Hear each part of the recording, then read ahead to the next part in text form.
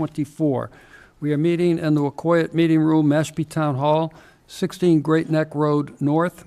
Our meeting will be broadcast live on local cable channels 8 and 1072, as well as being streamed live on the Town of Mashpee website. Before we begin, if you would like to stand and join me in a pledge of allegiance to the flag. I pledge allegiance to the flag of the United States of America and to the republic for which it stands, one nation, under God, indivisible, with liberty and justice for all.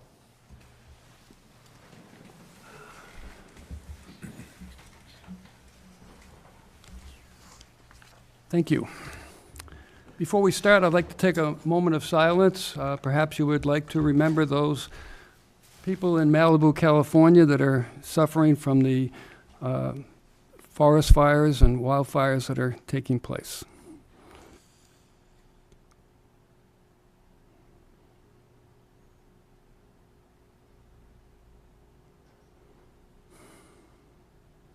Thank you. So we are going to reconvene now at this meeting in open session. I hope so. My light is on. You can't hear it?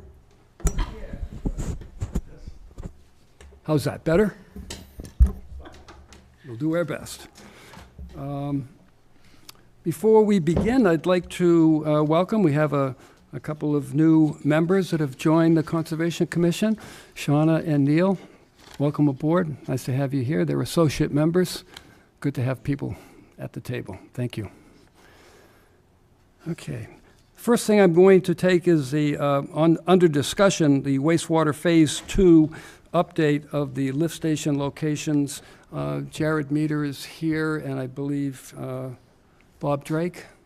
So if you'd like to come up and tell us what you have for us. And I did see the slides that you sent along. Thank you.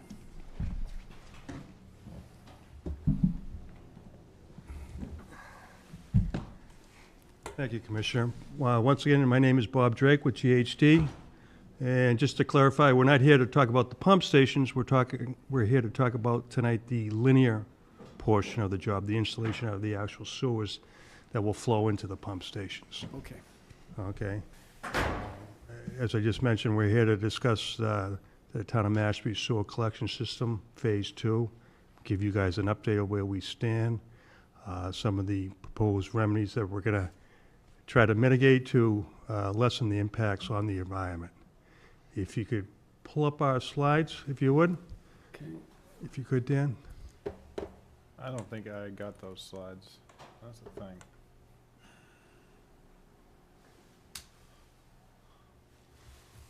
Okay. If Yeah. not, I can just...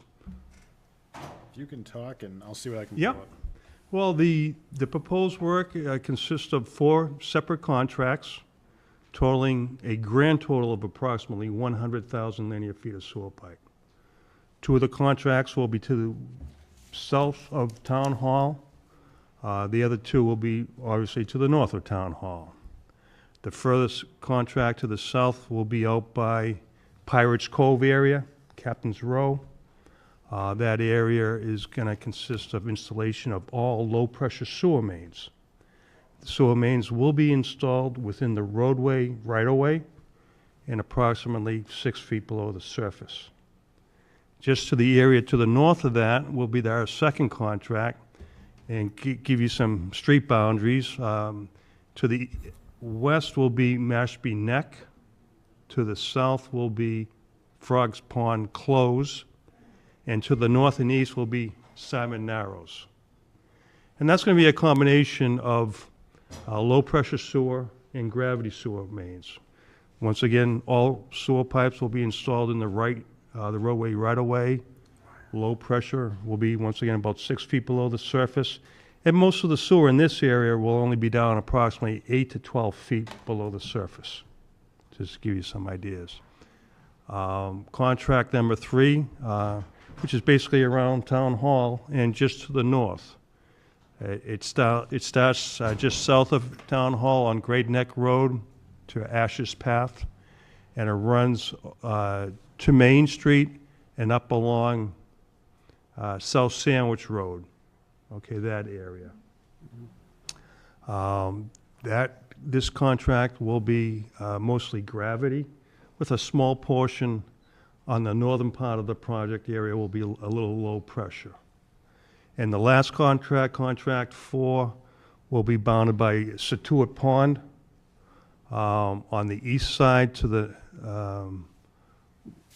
west will be Katuitt Road and Timberland Drive, just to give you an idea where the projects are.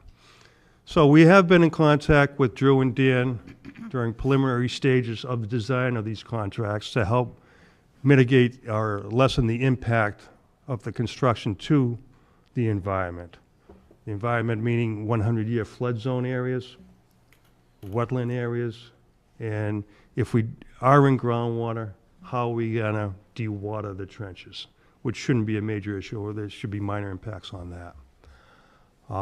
Once the designs get a little bit further along in design, we'll set up meetings with Drew and Dan again to go over, to finalize how we're going to really mitigate the potential impacts to the environment. And the ways that we're going to implement, I'm going to turn that over to Eric, and he can describe some of those methods that we're proposing. Sure.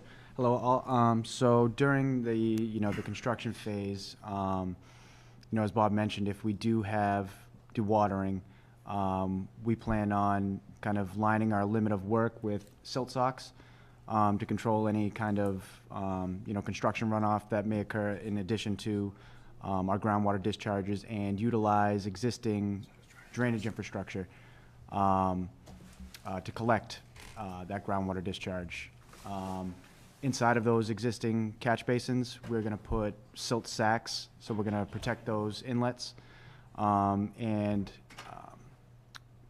the method of dewatering is chosen, whether it's a well point system or whatever else is chosen, the initial discharge will, go through a filter bag prior to entering the catch basins. If there isn't any, drainage infrastructure present, we plan on discharging it to a low-lying area and surrounding that area with hay bales and containing it where it can infiltrate naturally. So that's how we plan on kind of, mitigating those impacts from any of that groundwater discharge or construction phase runoff. That's good, good. Yeah, well, a couple of the areas that may impact, which we have are within the 100-year flood zone, and we're next to water and wetlands areas. It's down in the lower portion of Mashpee Neck, which is just south of Frogs Pond Close. That's where the boat launches, and they're doing some construction work down there. Most of that lower area is within the 100-year flood zone. So in a case like that, and even some of the side streets will probably line either the silt socks, or I call them, I'm old-fashioned, straw wattles, the old term for it. And you see that a lot during construction. They actually look like a sock with straw inside, and what that does is, during construction, it helps prevent the sediment from running down into the yards or the woods or the water. So we'll be doing that. And as Eric said, in some of the areas, higher elevation areas, if we're going to be dewatering, the way that we do dewater is typically, I don't see any major dewatering. Groundwater is about 5 feet, 5.5 feet below the surface out in the Pirates Cove area. Even in that low-lying area, we did a bunch of groundwater soil boring wells out there this past summer. We we performed over 300 throughout the project area. And so we have a good idea of where the groundwater is. And here we go. Here's the slides. So why don't you jump to slide number 5 will be the straw wattles. This is a typical straw wattle. And it's just showing you it's a sock. It's a cut-through section of it. It shows a sock with a stake in so it doesn't move. So it doesn't get hit by a car or anything. And you can see the arrow showing the runoff. That silk sock will then prevent the migration of any soil fines that come up during the construction of the trench hole, when the contractor's digging. It'll prevent that from running into the wetlands or the water or surrounding environment. What are the dimensions of that? The silt sock, I would say it's about 12 inch, about a foot high, maybe not even, about a foot high. Oh, look at, A foot high and, about a foot wide. It's circular, okay. Audrey, so it's about I'm it's trying about a to foot. imagine it. You've seen them. I Okay? have seen them, Guarantee you've seen yeah. They're not attractive. No, But they do a good job, though. and That's it's- not what they're for. And what's nice about You the could silt. say that about a lot of things. Pretty is as pretty does. Exactly. And the nice thing, the reason why they have gone to the straw wattles or the silt sock is because it's seedless, where hay does have potentially seeds in it and it could spread. So that's the reason why they've gone to, I say, this type of barrier for, you probably know better than me, Dan, last 10, 15 years, I think. Before that, you used to do the old hay bales, and they were a mess. One rainstorm, they'd be all over the place, and we'd be cleaning up all the time, so. If you go to the next slide, please. These are the silt sacks that are installed in the catch basin, and they basically perform the same thing. It's like almost like a filter fabric that just slides nicely into the catch basin. So when the rainwater comes down the road, gets into the grate, all the fines are captured by the filter fabric. So once again, prevents the fines from migrating out into the environment. And I will add too that in that detail there's an overflow, so we don't resuspend anything and send it further downstream. You can see it, it's a very small triangle there. So in the event of a large rainstorm, Oh. there's that added measure. How do you clean that? You just pull it right up. You pull it up? Yep. Give it a good wash and then see you later? Exactly. Yeah. Seriously, yeah. Yeah, they do. And, you know, I always recommend if we know there's a good storm coming, having the contractor to go out there. Because, you know, he's working in an isolated area. He's not like working all over town. He doesn't have 100 of these out. He has a certain area where he's working. So if there's a good storm coming, we make sure that these are all nice and clean, especially in the fall, from leaves and everything else can get trapped and actually prevent the water from going into it. Yeah, So you want to clean them out. And it's very easy. It takes 5 minutes to clean them. cool. Want to talk about this? This was kind of what I was mentioning before, you know, so that'd be, you know, a typical, you know, cross-section of you know, a well point system. So if we had to do any dewatering, that would, you know, in general be what it would look like, and that's the filter bag that discharge would go through prior to it entering any kind of drainage infrastructure. So that's, you know, that's what that would look like typically.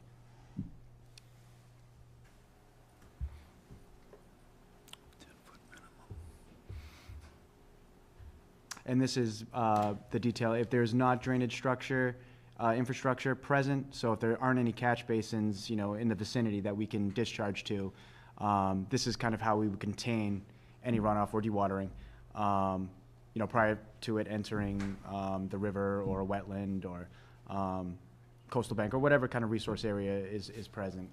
We would contain it within this kind of structure and let it naturally infiltrate. And these are just some of the methods that we're going to be using or proposing to use. So, you know, as I mentioned earlier, when the design gets a little bit further along, we'll be sitting down with Dan and Drew and going over, you know, specific areas and which method may be more appropriate than another one in those areas. You're gonna need a ton of them. Oh, yeah. Well, it's, What's your we guess? got a lot of waterways and wetlands in Mashpee, so. So it's going to be, yeah, a substantial amount.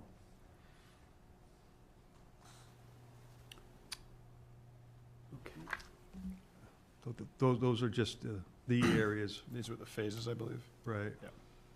Could you go back to, yeah, that one there. Okay, Can you pull that out a little bit, Dan? Yep. okay, these are the areas to the north here, and if you see that big tan area, anything to the left, right in the middle of the page is contract, is a third contract, all the brown area. Town Hall, Uh, The the lowest road right there, that's Route 130, and that's Town Hall, right where the cursor is right now. So to give you an idea of the limits of work. Situate Pond is the pond over to the right. So that's our fourth contract, up by Timberland Drive, and Town Landing is that little peninsula that's sticking out right there. So we'll be back in front of you probably next month to discuss that pump station that we discussed earlier in the summer about putting it there. We've done some soil borings out there in that area that we went in front of you and proposed, and you granted us permission to do that work and so forth. So now we're working with Dan and Drew, and also Ashley and the town, because you're proposing right across from Town Landing, you're proposing that new parking lot. So we're working in conjunction with you folks on that. You're gonna have you're gonna have a swale in that area, so we're working around that. So we're all in good communications. And what's the timing of contract 1, 2, 3, 4? Well, we're planning on bidding these in the spring of Yeah. 2025. Okay, And if all goes well, which we expect, we're planning on starting to break ground in the fall of 2025, after Labor Day. And depending on the restrictions, the two southern contracts are a little bit smaller, so we're looking at about a 2-year construction period. Of course, a lot of that depends on the weather during the winter time. If we have a good, mild winter like we've had the last 2 or 3 winters, or we can, make up ground and so forth. These two to the north are a little bit more complicated. They're a little bit larger, so we're expecting about 2.5 year construction period on these two contracts.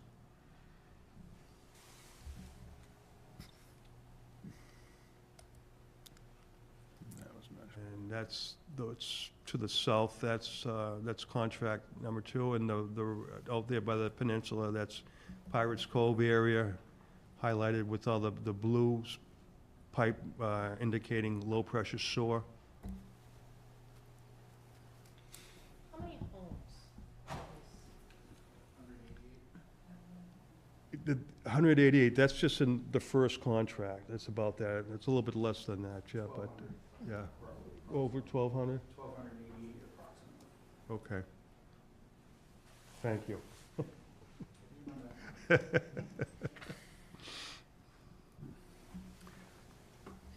But, all contracts, we had a good meeting, Jared, myself, and a couple of the other players that are gonna be involved in these contracts with, the big thing will be obviously coordination and how to minimize the impact to the environment as far as concerns and things like that. Any other questions? I've got a question. Sure, Yeah, sure. if that's okay. Hi, Bob. Hi, Jared. 2.5 years is an awful lot of stormwater. I was just driving around this week after this big rainstorm we had, and there were a lot of places in these mapped zones where stormwater management is pretty insufficient. There was a lot of pooling and flooding in the roadway. How is the system going to interact with the existing stormwater management that seems to be insufficient and needing upgrades as well? Right, well, our portion of the work is for the sewer installation only, but we are in communications with the director about installing in key locations, especially in the Pirates Cove area. There's a lot of flooding going on there, we all know that. Installing some leaching basins and so forth. And there's some other key areas that she's been discussing with also. I see. And that's Director Fisher, the Natural Resources here in town? Catherine, right? Catherine. Okay. And so the dewatering efforts, those are predominantly for the groundwater, since you're putting a lot of this pipe right into the groundwater table, right? In some It's not for the stormwater. locations, yes. And, Okay. for the most part, we're gonna be above the groundwater table, but some of these low-lying areas, we may be, 6 inches in and so forth, so, that's easily dewatered, with the diagram that we show with just a regular, what they call a trench pump, a suck pump and stuff like that, and then controlling the flows from that. You gotta remember, it's like, the whole area isn't open up, it's just you moving along usually in about 100-foot stretches, so it's a controlled environment. Sure. Thank you. But the dewatering only happens when you're laying The the pipe. pipe, right? right. And once you cover everything. Once back we up put it again in- To regular, right? That's correct. It's just for that moment of time that you're installing the pipe. As soon as they start back filling, they pull the pump out and everything goes back to normal. One more question, actually, just thought of it. So are we, when we're doing this in the roadways, the right-of-ways, is there any thought or consideration to semi-pervious pavement to replace the asphalt that's being picked up, just in terms of stormwater and Most, general water management? most of the roadways will be in some form either rehabilitated or mill and overlaid after we're done, or a full depth reconstruction. Okay, so we're just gonna put the materials back and Back, put right. another layer over? Right. Okay, Some of the impervious materials that you're talking about, roadways, they probably would not be as effective here. They have It's a lot of erosion. extremely high maintenance to them. I mean, Sure. like, you see that a lot of times around like a beach area, stuff like that, but they have to be cleaned and swept almost daily. wow. To keep the fines from getting in and clogging up that, pervious material. Yeah, and extremely, when it does get extremely warm, those pores, once you do, when it heats up to a certain temperature and you turn on it, if a big truck drives over it or anything and those pores close up, now you have failures. They're, like Bob was alluding to, they're very high maintenance, and an application on that scale, probably wouldn't be the most efficient thing to do. Sure. Is there any thought or concern that the disturbance to the existing pavement with the need for better stormwater drainage infrastructure could create a situation where the roads could wash out for some of these large storm events, whereas now they're intact? I'm tapping in someone else. I'm Yeah. sorry, I didn't mean to. This is the, Yeah, so we have been in contact with Catherine throughout this whole process. One of the things we don't want to do is open up the roads and then have to open them up again to fix the drainage.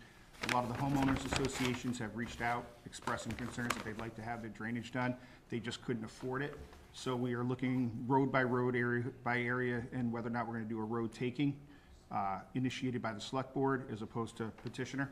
And we'll make those decisions as Catherine's evaluating every one of the drainages, but the intent is to either rehab, install new, and then bring the roads up to standard. So we're just trying to, and we want to keep it in line with our projects. We're not doing everything twice. Got it. Great. Thank you. Okay. I'm done. Okay. Thank you. Any other questions? No. We're all set? Okay. Great, thank you. Thank you so much. Thank you so Appreciate much it. for your time. Oh, you're welcome. Appreciate it. Okay.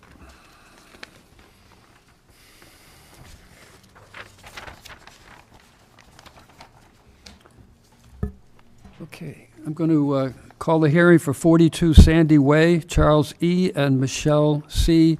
Torgy. This is a proposed septic system upgrade. Representative is GeoCape Environmental Consultants, and it is a request for determination of applicability. Good evening, sir. Good evening. Glenn Harrington, representing the property and the owners who are here tonight. This is for a proposed septic upgrade for the dwelling at 42 Sandy Way. It's an existing 3-bedroom dwelling at the cul-de-sac at the end of the street. The system is currently failed. The existing system that is there is a 1,500-gallon tank and a short leaching trench to the left of the dwelling. The proposed septic system is a 1,500-gallon microfast 0.5 treatment tank with an ultraviolet disinfection unit and 2 H20 distribution box and 19 plastic chambers. There is a 5-foot overdig that will be done to remove soil around the system and also remove the existing system for the installation of the new leaching facility.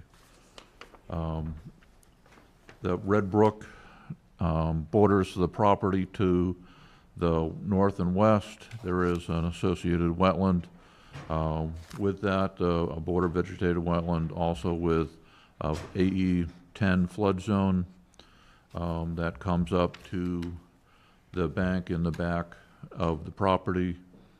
And there is a coastal bank because their floodwater comes up to the back of the property along the bank. I'll take any questions. Okay, thank you. I'll turn it over to commissioners first for questions or comments you might have. All right, Glenn, a couple quick questions. Where the dig out is going to be right at the top of the coastal bank, I'm not seeing anything on the plan for erosion control there. There is erosion control. It's a dark line that is outside of where the test pit symbol is, that goes along the back of the... Okay. So there will be erosion control provided. Okay, great, thank you, I missed that. And then these degraded retaining walls.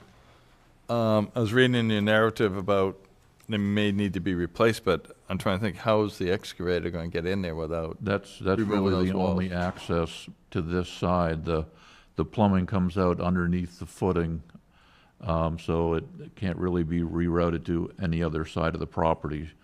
So those walls are pretty in poor condition, retaining walls right now. They're wood tie walls, and they're going to have to be removed to get access to get down there. Okay, It's so about is an there, 8-foot drop from the left of the driveway down to where the tank sits. okay, so is there a plan to replace those walls? There is a plan. They are going to be replaced.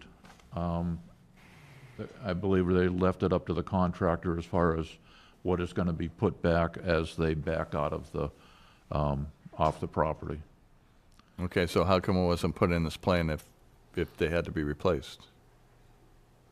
They don't know what they're going to put there yet, so I guess that's the reason why it wasn't. This should be go hand in hand. This should have been, if you're engineering the septic system, why, the wall should be engineered at the same time to be on the plan to gain this board's approval. So we can certainly do that. Yeah. There's going to have to be something put there because it's such a steep drop.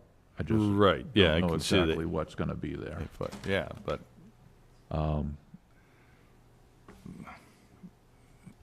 I just think it should have been considered with this whole application. So, I agree with that. So, Glenn, the protocol would have been to go in and take these walls down first. They are going to have to come down for access to put the system in. And there's a good-sized oak tree that's right there in one of those walls, pretty much. Okay? So that's out, right, as well? If there's any vegetation in those walls, it's Yeah. going to come out. Yeah.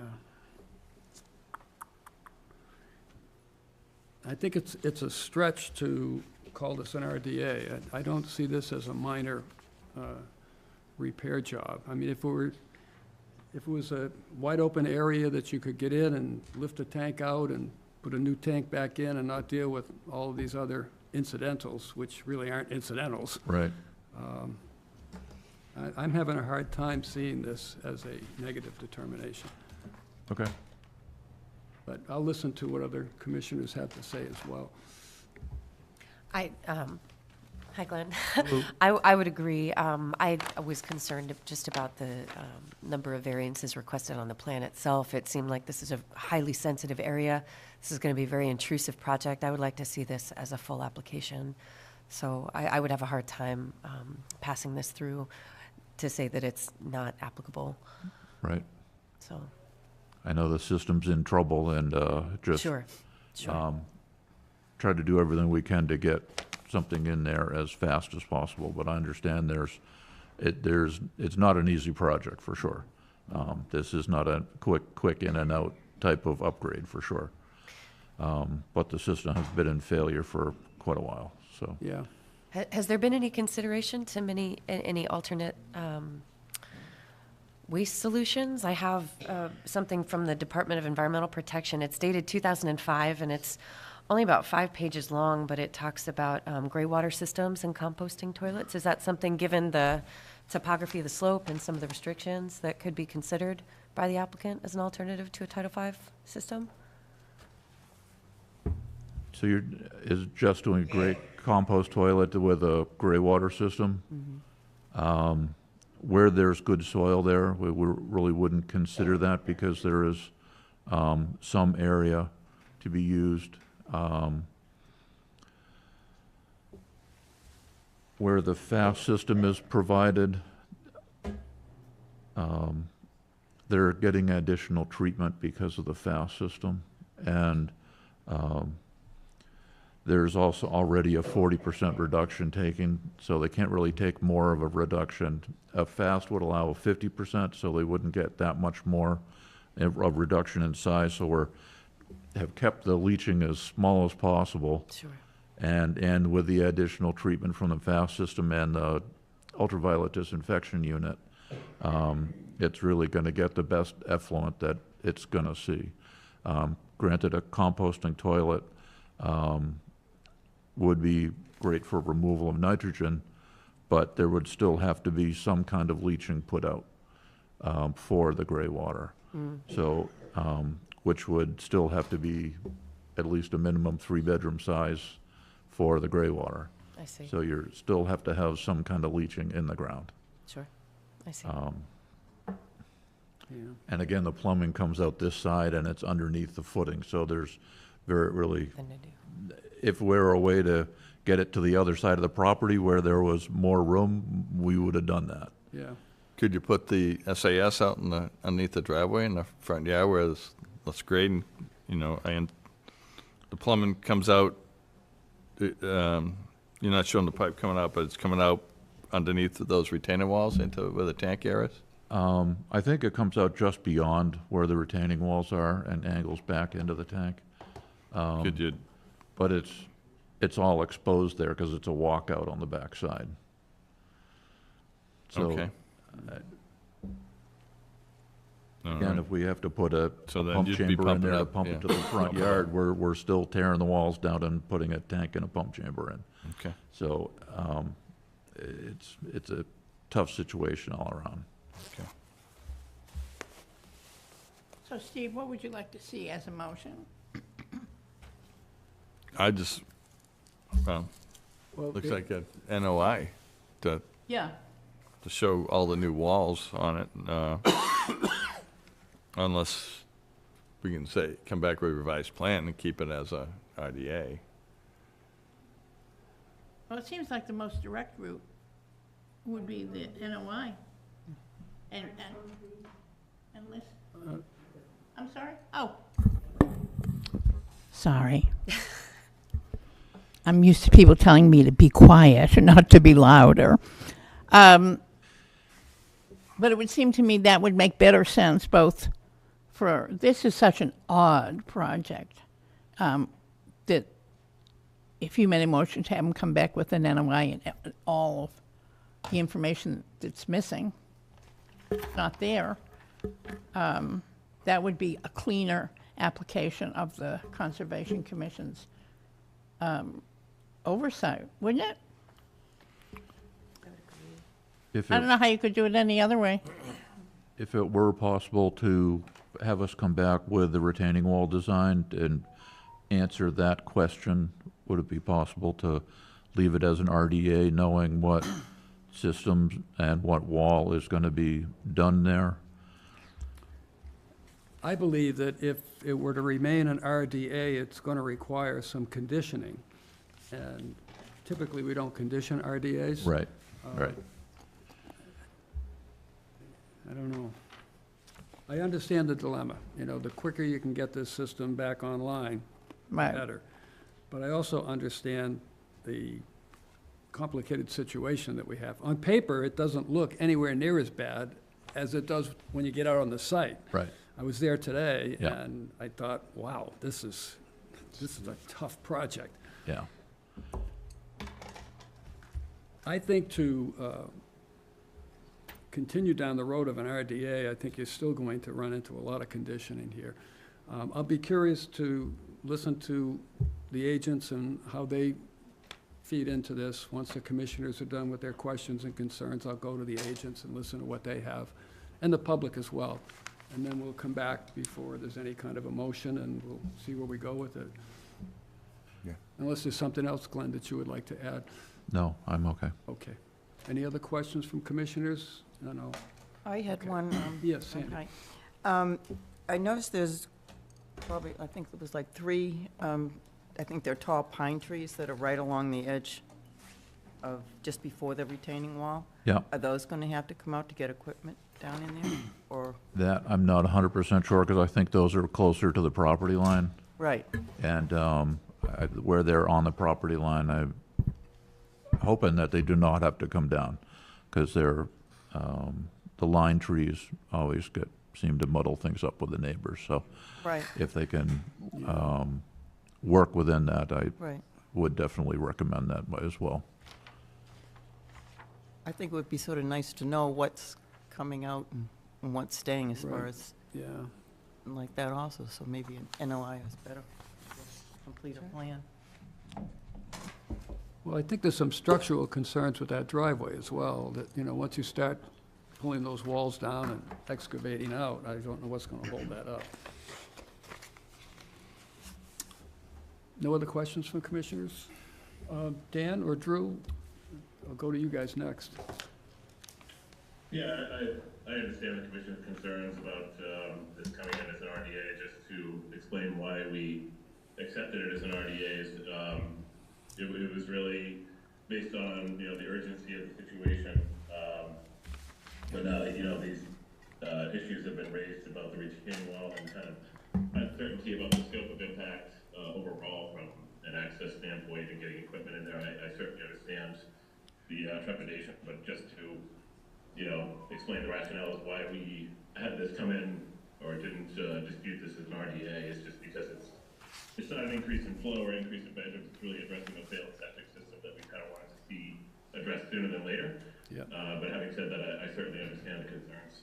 Yeah. Okay, Dan, is there anything you'd like to add? I guess my only question when it comes to this, if it's going to remain an RDA or if it's going to be escalated to an NOI, when it comes to the retaining walls itself, could there be a possible layout design? So you can see the walls are angled down. Could there be a way to have them kind of come in? You could still get access down here with machinery. Also, you could have future access for any repairs or anything of that nature. Could that be a possibility for this? Just, basically redesigning the walls all within this as well. Because of the degree of the drop, I'd say that's going to be a hard thing to yeah. do. Yeah, 'cause Just because it's such a short distance.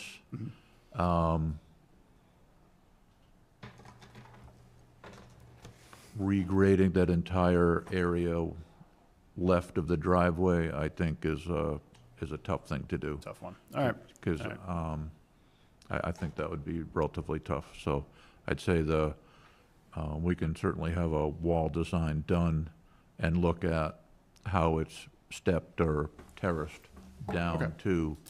But we can't really put any fill over the septic tank because it needs access for monitoring and testing.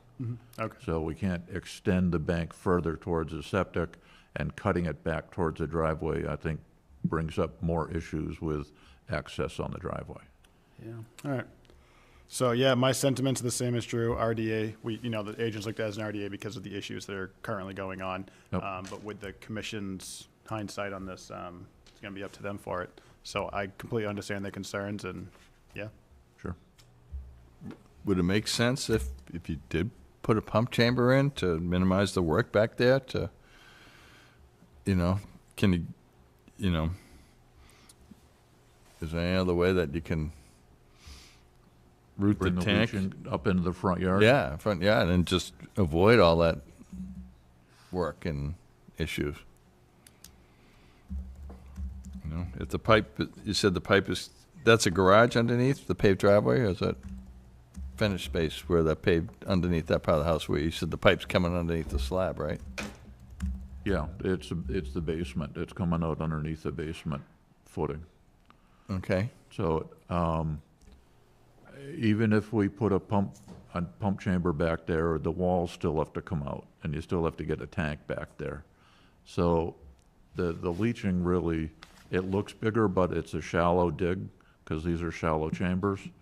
So the excavation for the leaching is actually not as intrusive, but the tank, you're gonna have to put a tank back there no matter what. Right, but what I'm saying, would it be easier and less costly to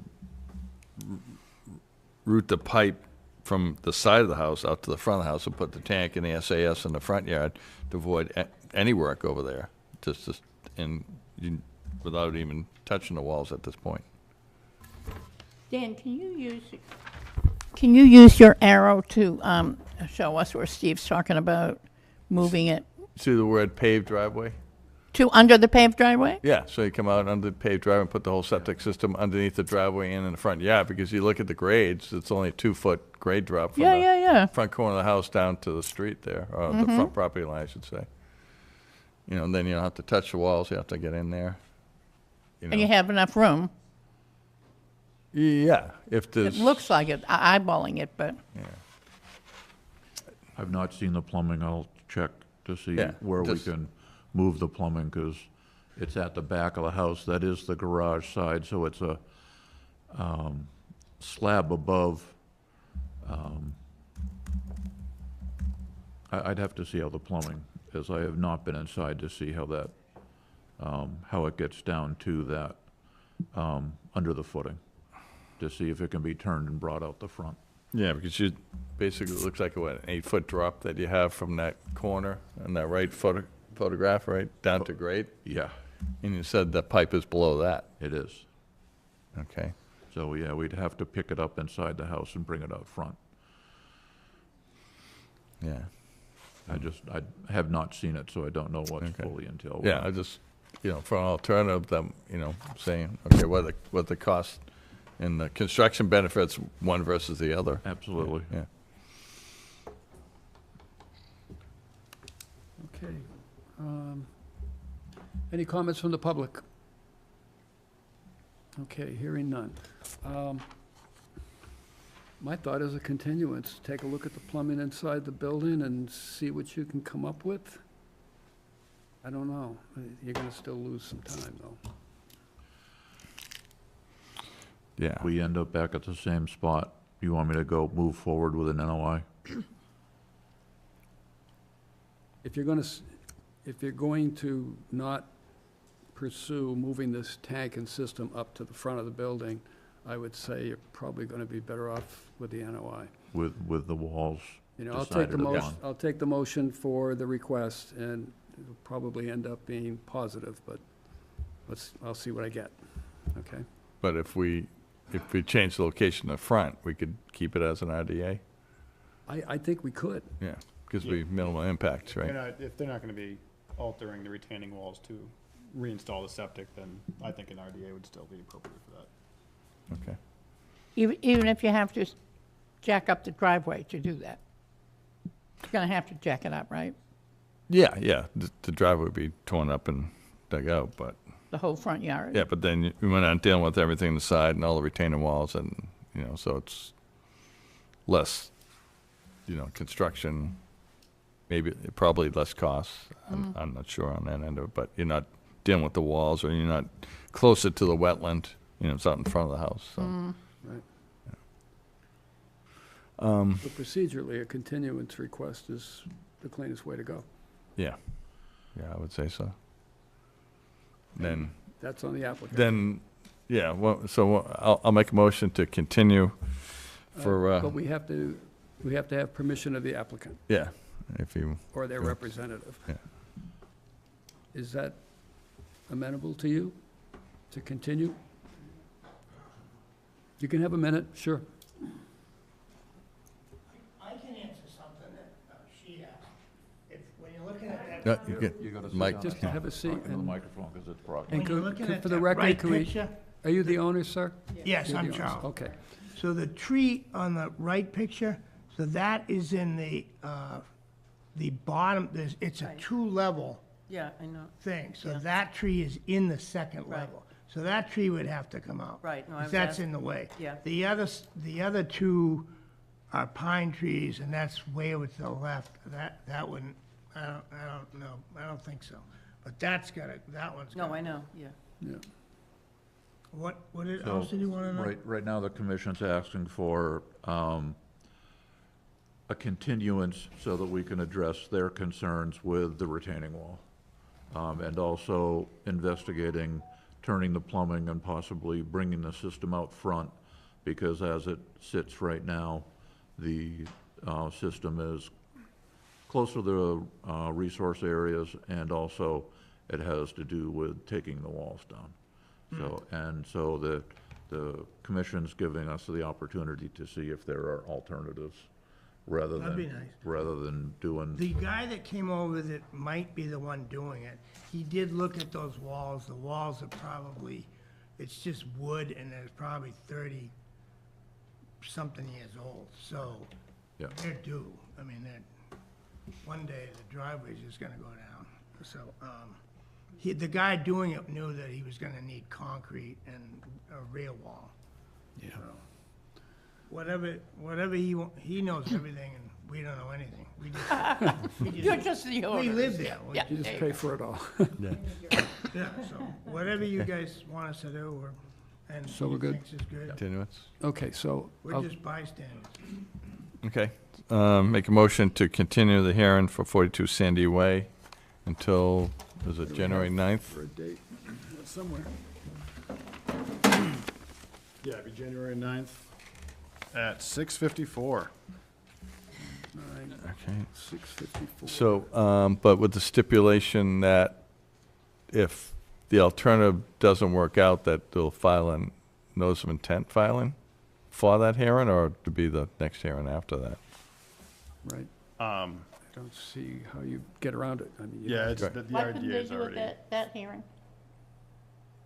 Well, If it doesn't work, to come prepared to file the NOI. well, they have to file it ahead of time.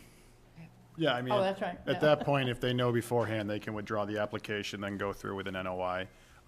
Otherwise, we're gonna go through with the hearing that night and play the cards however it works out. If they come back with a different plan, the commission feels is acceptable, you can still give it a negative that night. If not, then it's a positive, and obviously coming back with an NOI. So they have some options from there, but we have to have it set down. I can't just have it Right. tentative, that's all. Right. We're gonna have to know know ahead of time in order to do the 10-day Absolutely. notice to the abutters and also issuance to DEP. So we're going to have to make that determination soon in order to make that for the next meeting. Yeah, yeah. And you have well before the next meeting to do that, so Right. you should. Okay, so is there a second for the motion? Second. Thank you, Sandy. So a motion made and seconded. Any further discussion? No. Hearing none? Just a quick comment. Yes. Mr. Chairman, just in regards to the tree, if it turns out the commission, issues a negative determination, we can certainly condition mitigation if that's acceptable to the applicant for the loss of the tree. I just didn't, see that as part of the discussion, but if the tree needs to come out, Yeah. we can, if it is issued a negative determination, we can have that mitigated for, Sure. if that's acceptable. Okay, great. Thank you. Okay, roll call vote. Steve? Yes. Marjorie? Yes. Sarah? Yes. Sandy? Yes. And I vote yes as well. Okay, Glenn, good luck. Thank you very much. Thanks, everybody. And you know everything about it. Yes, you do. Well, that's a tough one, huh? Yeah.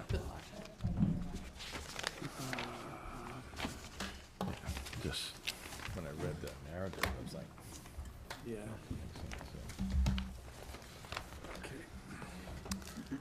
Now calling the hearing for 157 Daniels Island Road, Frank T. and Christina O. Varinos. Proposed raise and replace of a single-family dwelling with an IA septic system.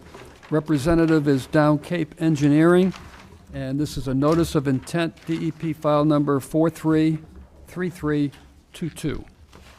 Good evening, gentlemen. If I can have your names for the record, we can begin. Sure. Good evening, Chairman, members of the commission. For the record, my name is Dan Ojala. I'm a land surveyor and civil engineer with Down Cape Engineering in Yarmouthport, and with me is Andrew Garrelay with the Yarmouthport Design Group. He's the landscape architect that's helping us out with plantings and mitigation plantings on the site. In the audience is Joao Junquera of Cape Wide. He's the very able builder for the applicant.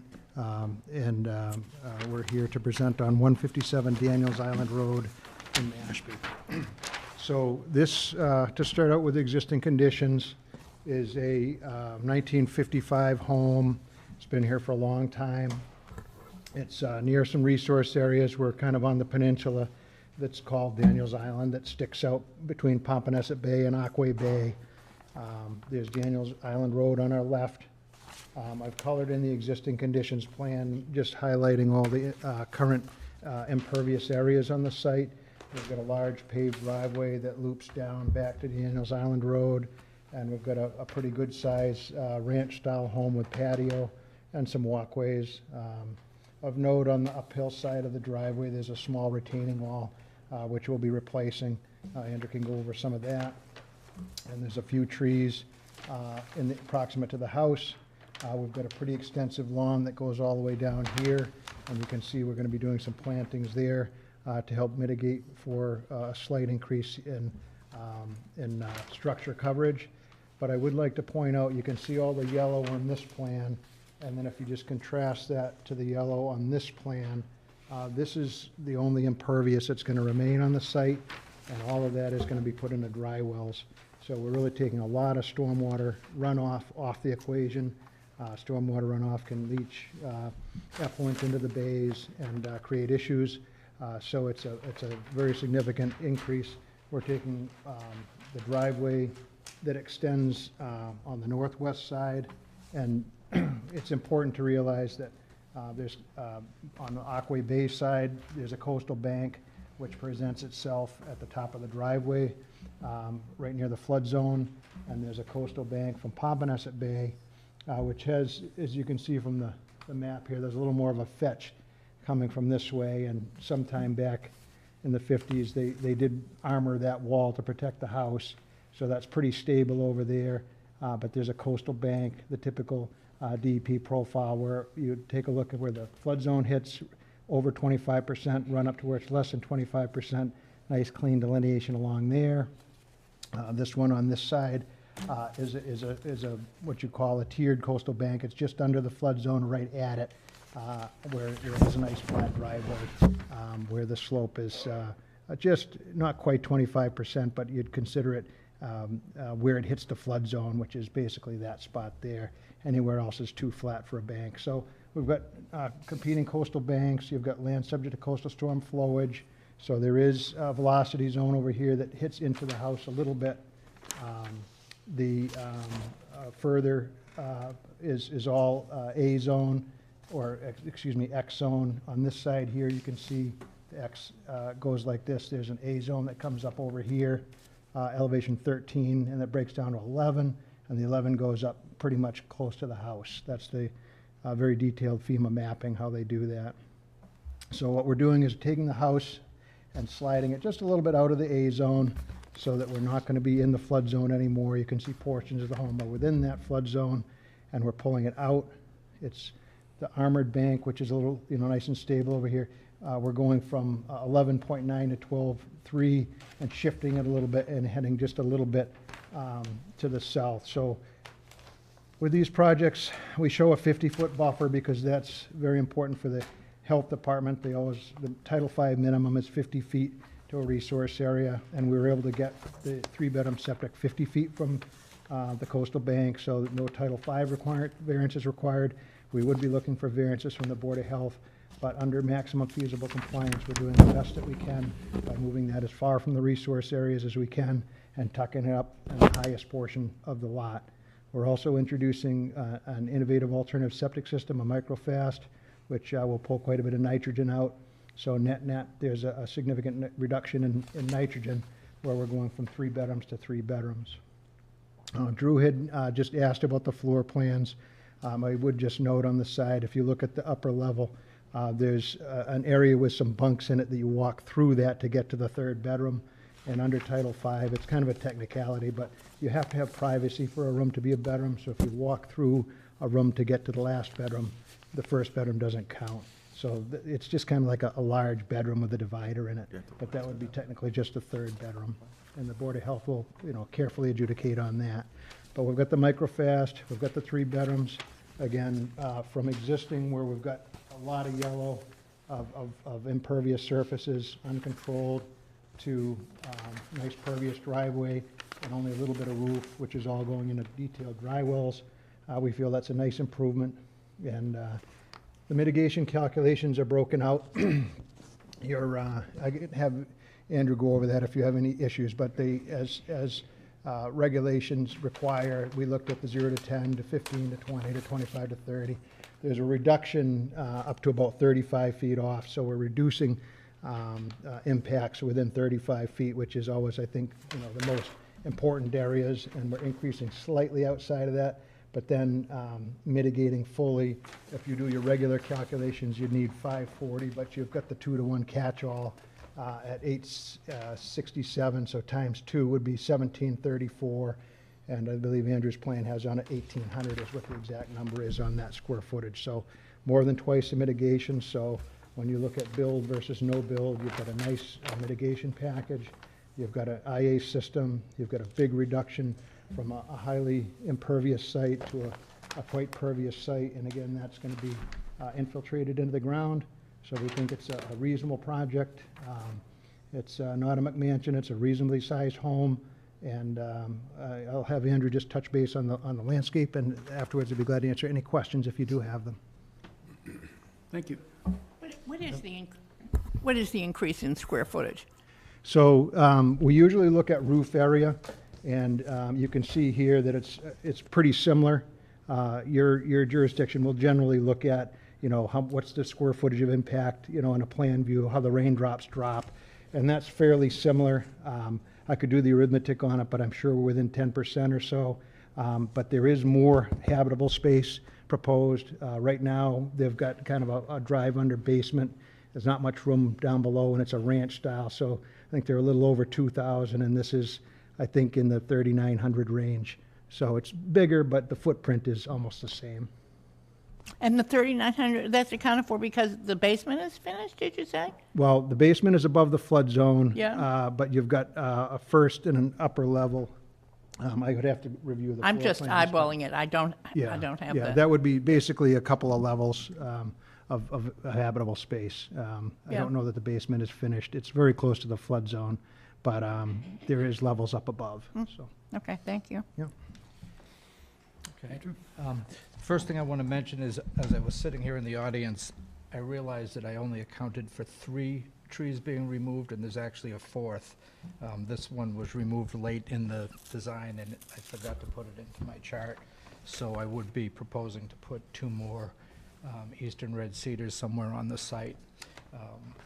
But I just wanted to preempt that right off the bat. So as Dan mentioned, we would be removing the driveway from this area here and making the rest of the driveway a gravel driveway. This is a very flat area coming through here. There is an existing stone retaining wall along the existing driveway up through here, and we're going to have to remove that it's not in good shape anyway, to do the construction, and we're proposing to put in a new wall at the same height, about a 2-foot high wall. There's a drive-under garage. The front steps, whenever we have a kind of a walkout or drive-under garage, it gets difficult getting the stairs up to the house. So we've broken that up a little bit by incorporating 3 large curved steps in this area, which allows somebody to go from the driveway to this walkway and then catch the existing grade on stepping stones to get around the side of the house. And also there would be masonry stairs going up to a landing here, and then a more normal looking porch landing with a couple of steps in front of that. Just kind of breaks up the view aesthetically, but that's how it's put together. So this is retained on this side. We've got a little planting bed here, planting bed here. Over on this side, we've got a retaining wall 2 feet high with a set of steps going up. where there was a drive-under garage on the existing house over here, we're just going to infill the little valley that was made for that driveway, so it resembles more of the natural grade and blends in more with that natural grade there. We've got a generator off to the side here, and around the house, the air conditioning units are on this side of the house, and everything else is just a little bit of small planting along the foundation on the back side. The mitigation, as you can see, infills this where the old driveway was, and so this is actually a coastal bank. So we're restoring this with native vegetation, including eastern red cedars. Let's kind of go through them here. There's a little bit of sweet fern along the near the water. I did get some groundsel bush in there. There's northern bayberry, sweet pepper bush in this area over in here a little bit, red chokeberry, inkberry, winterberry, northern arrowwood, and also some a couple of American hollies are also in as part of the mitigation. And that's pretty much sums it up until there's questions, I guess. Okay, thank you. So I'll go to commissioners first for questions or comments. Okay. A couple questions, guys. Just on some of my site visits recently, I noticed that the silt fences are just getting blown over with erosion, wind, and everything, where this is on a high wind location and everything. Can we switch over to straw wattles or straw sock, something heavier duty, because you're going around the whole property, around the whole water side, all the way down along the driveway, back down to the road, correct? Yeah, maybe both. I mean, would that be reasonable? Silt fence with it, straw wattle, socking it in. Sometimes that's pretty decent. Yeah, because there's some steep topography there, especially on the driveway side, and, you know, during construction, things just get knocked over because the silt fence is so It does catch the wind sometimes. I know I so saw if we, real estate signs. you do a everywhere combination of the two, that, you know, that would work better for long They term. both hold each other up. Yeah, I think that's a good suggestion. And then, down the bottom of the driveway, be great to have a cobble apron there to catch anything, any stones coming down, because of, you know, because of the topography.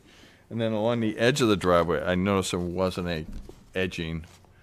I think over time, you know, the stone's gonna migrate where it's so steep along that, it drops off pretty quickly there, so you can do either cobble edging, or, I don't know, what do you do, steel or Cobble or steel, yeah, depending on the budget, sure.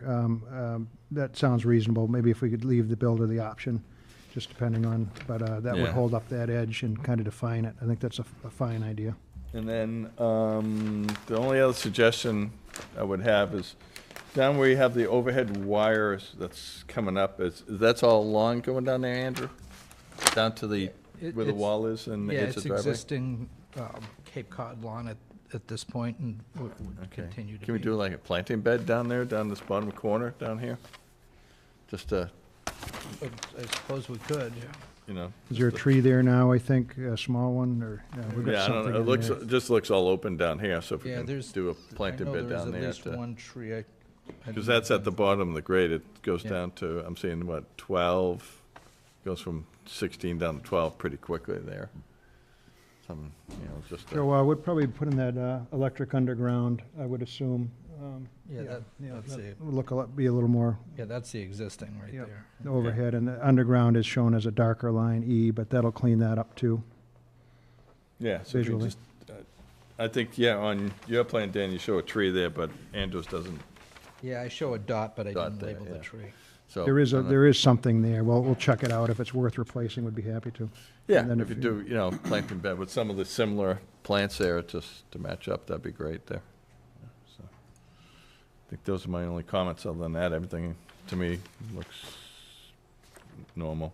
Because it looks like everything on the top of the coastal bank, you're just keeping it as it is, right? Exactly, no change to the brush line. There's a big Elaeagnus autumn olive that's right at the top of the bank. There's a big one there with a lot of seed pods on it that I marked for removal at the top of the coastal bank. You'll see a red X on my plan.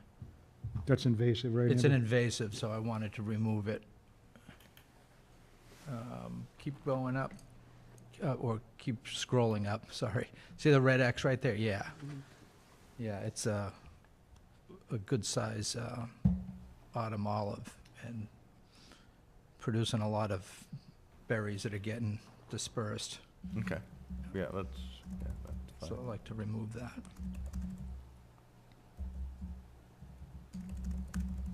And is that the tree, Andrew, that you said you had omitted on this? No, it's the one at the septic system. So possibly it'd be a good place for me to put I'd like to propose two eastern red cedars, 7 to 8 feet to mitigate for that. And maybe we could put that near where Steve was saying, at the bottom of the driveway, in that area, in that general area. Obviously not taking out that existing tree, but adding toward that corner to make a bigger bed there. Yeah, that'd be nice. Okay. Yeah, those are great habitat, as you know, and they're very hardy, so they'll survive well. Other questions from commissioners? I've got some questions. Sarah? Yeah, thank you, Paul. Hi, Dan. Hi, Garrett. I have some questions, also just a couple of concerns. The first one is the issue with the flood zone or not flood zone. So on the map, we've all seen the layers.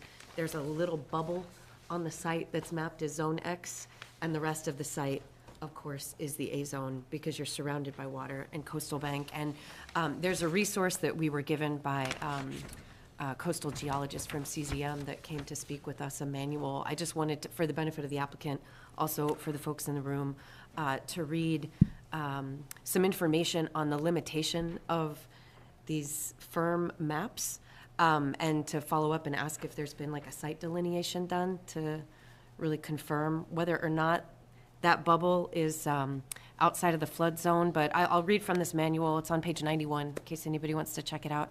It says the flood zone designations on firms are a useful starting point, but should be used with caution due to the following limitations. Firms are graphic representations of engineering data. They're predictions of where the extent of the various levels of hazards will occur based on models of the condition at the time of the study.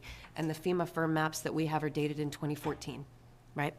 Landforms often change after mapping occurs due to human modification, construction, or natural processes like shoreline migration that we're seeing with sea level rise. FEMA does not take future erosion or sea level rise into account on the firm layers, and the detailed analyses are only conducted at specific transects, and engineering judgment is used to connect the delineations between these transects. So it's just like anything else. This is modeled data.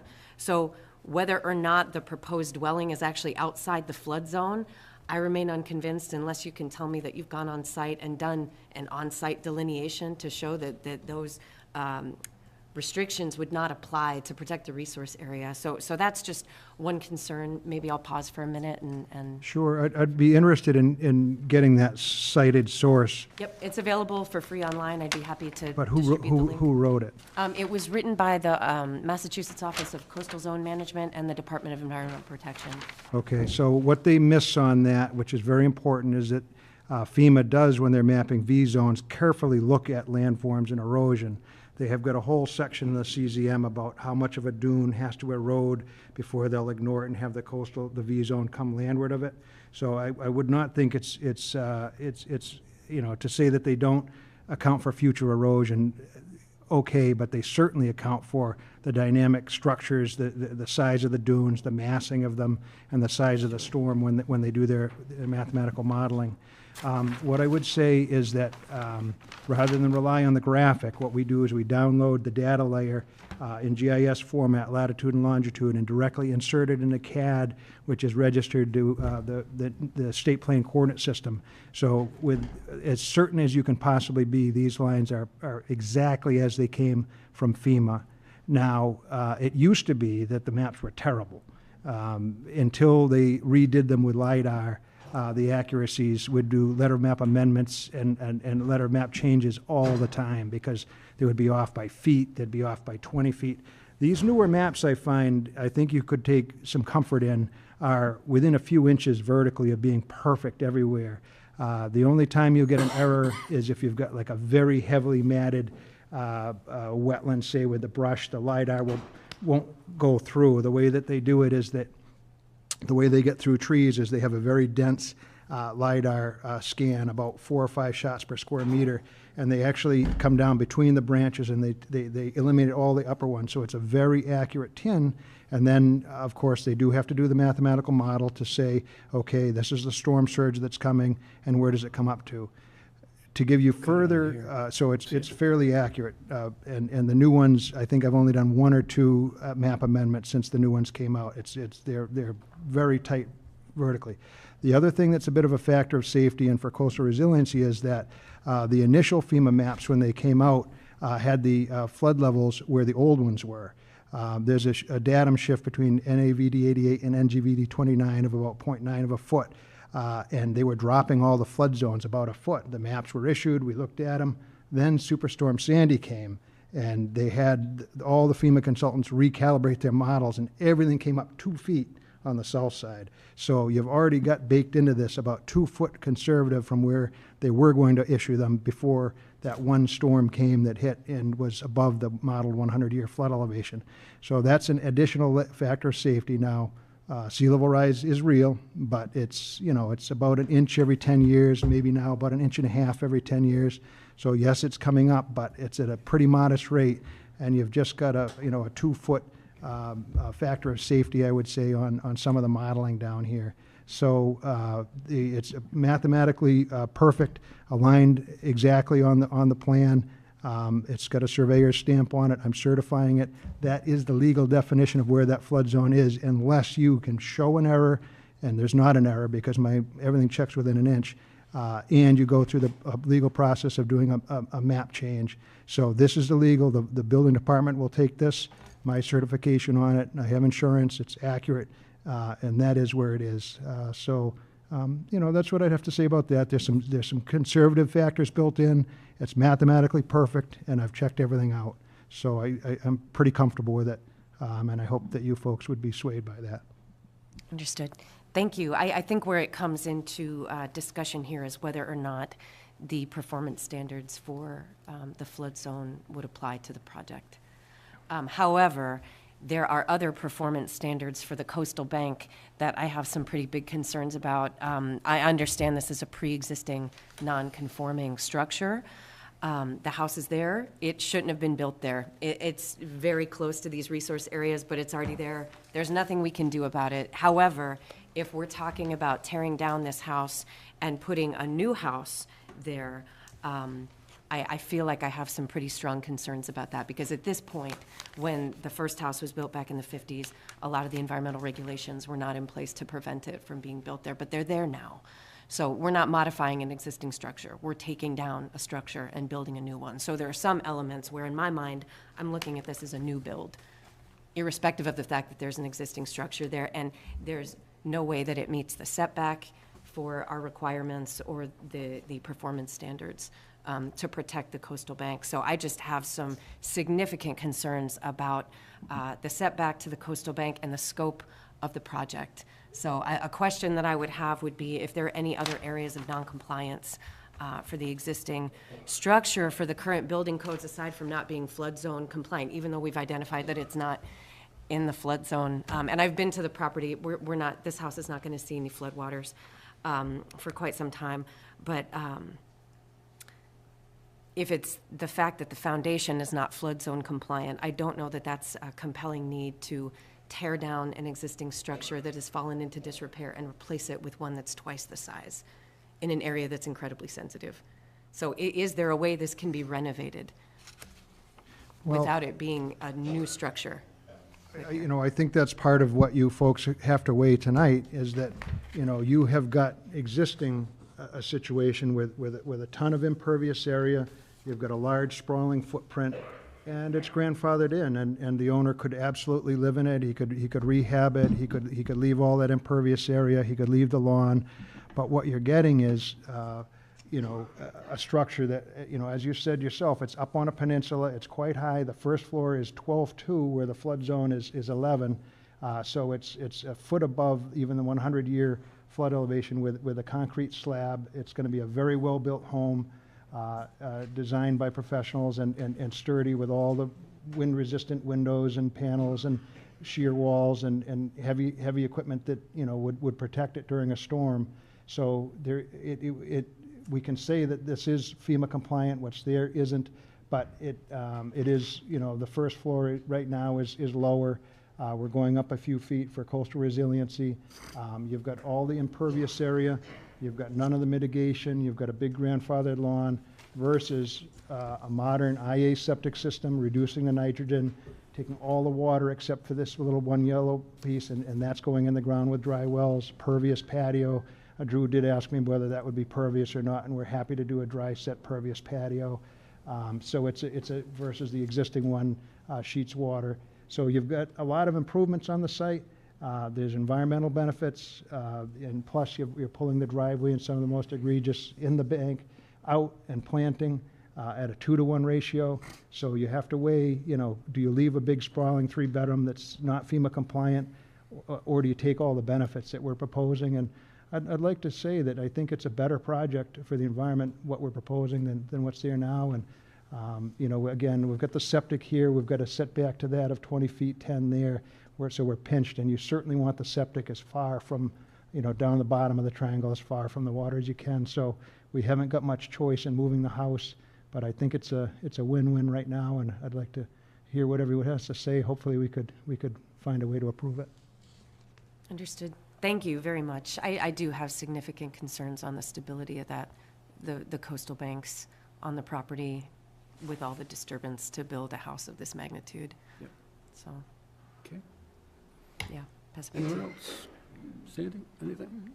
Could you give me an explanation again about that bunk room not being a bedroom? I didn't Yeah, quite get so the way that it is there's no limit on the size of a bedroom you can have. And in this case, we've decided to basically put a demising wall in the middle of a big bedroom. And so the thought process on it is that in Title V, and as mirrored by the local code, a bedroom has to have privacy. If there's a room behind it, you got to call one or the other a bedroom. In other words, if you have to walk through a room to get to the back bedroom, then this can't be a bedroom. It's got to be classified as a hallway. And if you want to call this a bedroom, then this is just going to be a closet or something. It can't be a bedroom. So basically, if you don't have privacy, if you can have to walk through a room to get to the back, then only one of the two can be called a bedroom. And generally, you'd call the back one a bedroom and the front one, you know, again, you could take the wall down, just have a giant bedroom, but we're just dividing the bedroom into 2 partitions. It's for the kids, you know, the grandkids in the summer, you know, they're not going to be a big impact, but that's the thought on it. Again, it can't qualify as a bedroom if it doesn't have privacy.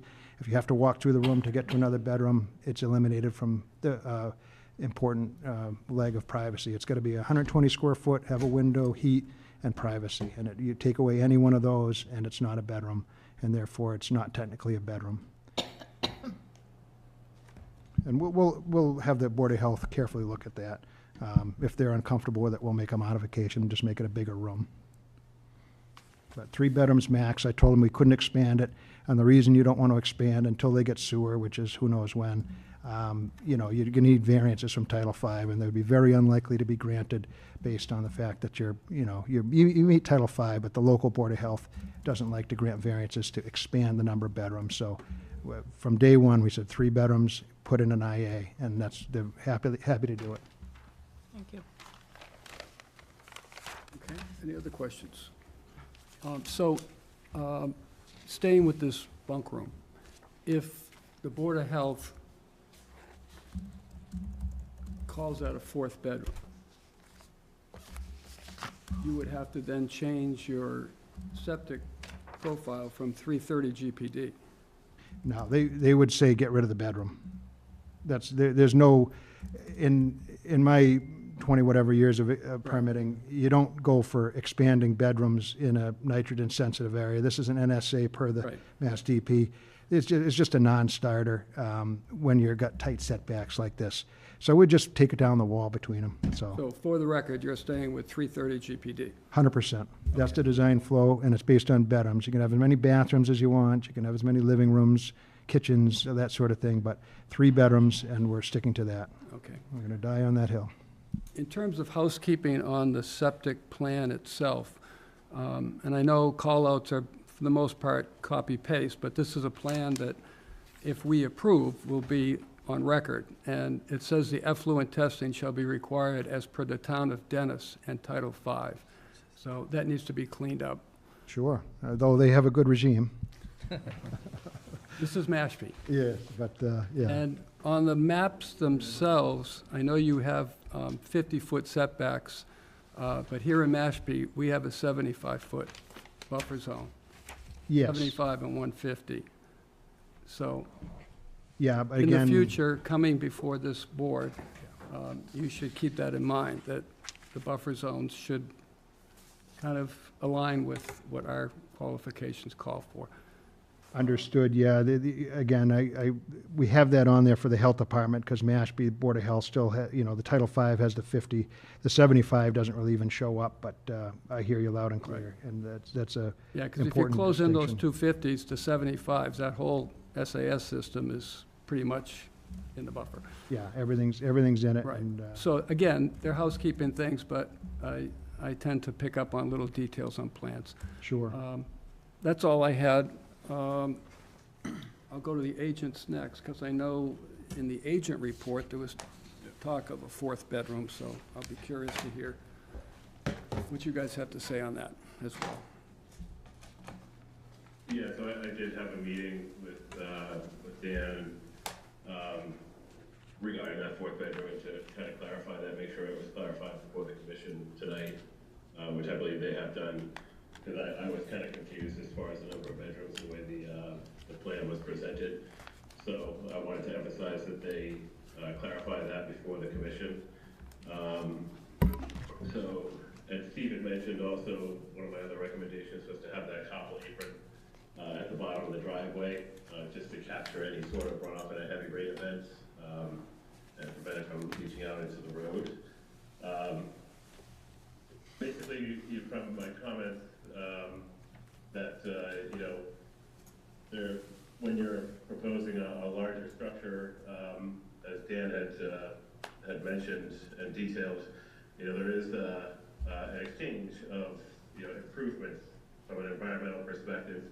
I understand, any sort of construction activity when you're dealing with a raise and replace is going to create disturbance, but, there are mitigating factors that can reduce disturbances, such as, enhanced erosion control, and other protocols to make sure that during the disturbance period, the construction period, impacts are lessened to the greatest degree possible. But, in exchange for a larger footprint home, having particularly that portion of coastal bank that's occupied by an impervious driveway that slopes down towards the road on the unarmored coastal bank side of the property, getting rid of that and having it planted up is a significant environmental improvement, in addition to an IA system and enhanced stormwater capture and reduction of impervious surfaces overall. So I understand where Sarah's coming from as far as, the impacts when it comes to a typical raise and replace project, but when you look at the existing home, if it was to be restored, you don't get those additional mitigation factors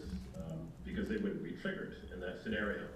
So, it is an exchange, it is balanced, but I feel that, based on what they presented here, and particularly that portion of the driveway being eliminated and then planted up, is a much better situation than what currently exists today.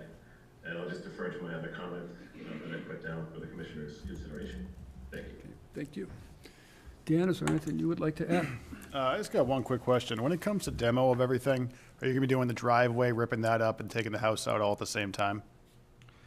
It might not be the worst thing to leave the paved driveway as kind of a work pad, because then you're not tracking dirt. I was also going to given any thought to that, but if that sounds reasonable, we could probably leave the pavement for a while. The only reason I was going to say that is because where you're going to be replanting the coastal bank, I could see that being a nice construction access if it were dirt or pavement.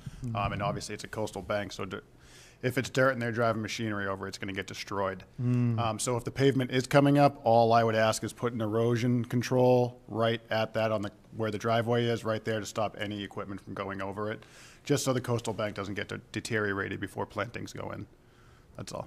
Good evening, João Junqueira, Cape White Construction. We probably, with your help, we can determine what you want to stop taking the driveway apart, doing construction. Then when we're done with the major construction, we can take the rest of the driveway. Yeah, I would rather the driveway stay there until you're ready for it to come out, just because it's going to be heavy equipment, dumpsters, you name it, the whole 9 yards. So I would recommend that. I just know everyone does things different. So if you could do that, that would be the best. Thank you.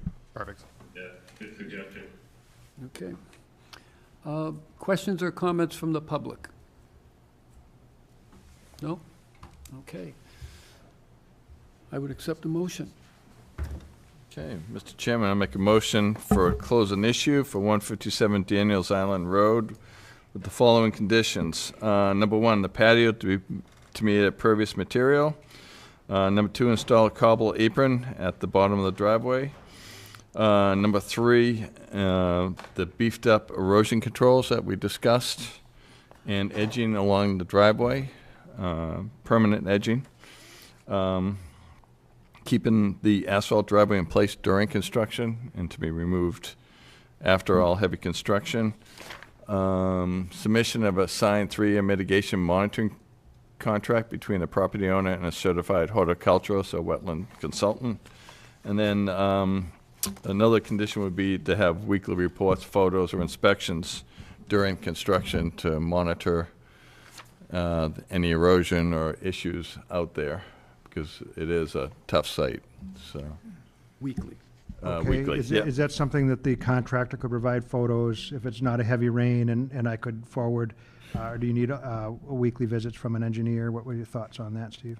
Yeah, typically, right, Dan, weekly visits from photos submitted to? Yeah, you photos guys, submitted from the contractor after a heavy rain event or anything like that. Or if you're on site from you and have you forward them to our office, once they're forwarded, if we have questions, the first thing we'll do is an on-site inspection with them. Yeah, but you want to do that weekly or bi-weekly? I would say bi-weekly. In Bi-weekly. this case, Okay. should be perfectly fine. Okay, Yeah. yeah. And the 2 additional trees. Yes, yeah, thank you, Andrew. Yeah, and the additional trees down at the bottom of the driveway. And then, did you note that tree, that invasive tree that you wanted to come out? Is that noted on the plan, or? It's on the plan. Yes. I could coordinate and put that on my plan too. I had missed that, but it was on Andrew's plan, so. Okay. Because I'm going to revise mine as well, I'll coordinate that. Okay, great. That's it? Yep. Okay, is there a second? Second. Oh, Question, Mr. Chair.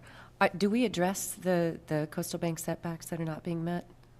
I don't see a waiver in the packet. There was no Can you question educate me on about, this? there was no question about setback on coastal banks, you're right. Yeah.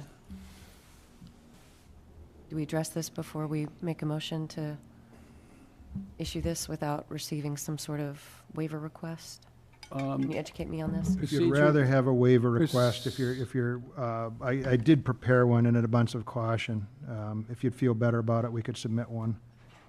Procedurally, I'll take the second for the vote, the motion. shall I give it back, or? And no, I'll No. take that. Okay. And now, under discussion, you're questioning the coastal bank. Understood, So yep. I'd like the commission to weigh in on that as to how they would like to address the lack of setback for the coastal bank. That's what you're referring to. Correct. Okay. Are you satisfied, Sarah, with if they submit a waiver application?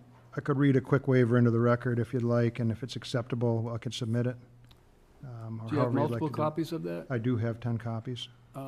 Could you just distribute a copy of each to Sure. the commissioners before you read that into the record?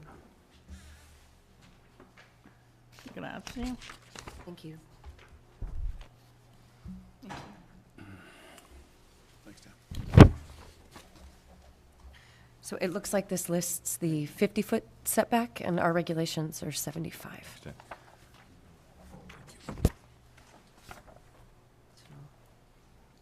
Just, There are a couple of regulations. They do still list 50 in the most current ones that I downloaded today from the internet, but I can certainly initial in 75 if you're more comfortable with that.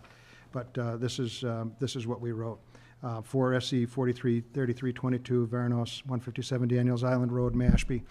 We respectfully request a waiver from the Mashpee Rules and Regulations, Chapter 174, for the proposed redevelopment work to occur within 50 to 75, I would add, of the coastal resource areas on a previously developed residential lot.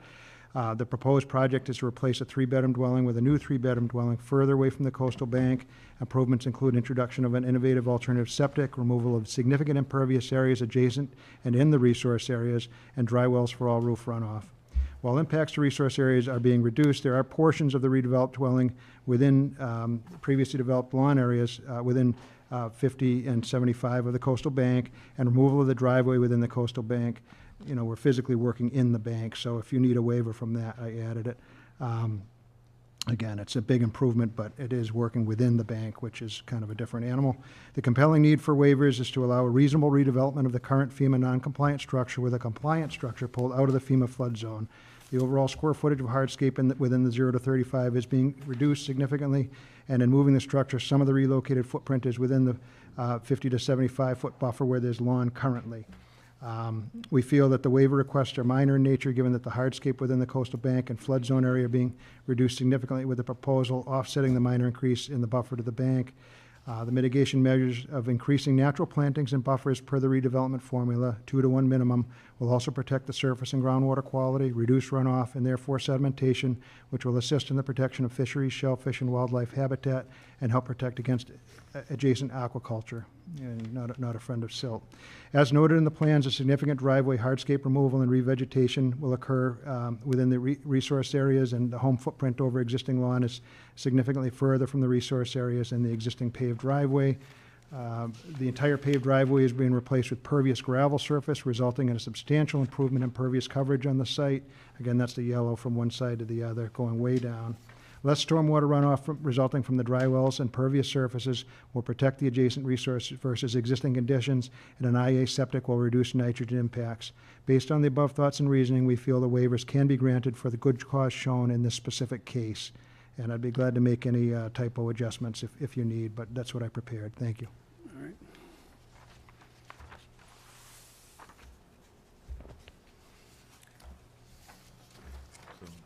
So we're still in deliberations. Okay, so do we amend the motion to include the waiver request? I think you should have Yeah. that in there. Yeah. It should be Okay. part of the This record. isn't the correct chapter or setback zone. I think there's some pretty significant updates here that would make this actually applicable to our regulations. And I do not agree that this is a reasonable redevelopment of a home. We're doubling it in size. Mhm. It's on top of very sensitive resource areas that I understand are pre-existing non-conforming, already altered. But I went to the site today, and we're talking an awful lot about this driveway being the impetus for pushing this through, and that coastal bank is taking that driveway back. You've seen it, the cracks in the grass, it's taken the driveway back. Right. I'm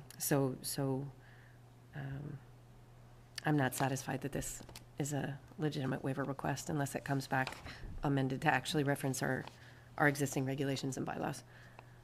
And gives a little bit more in terms of a compelling need for us to grant regulatory relief than what's being called reasonable, which is a doubling in size.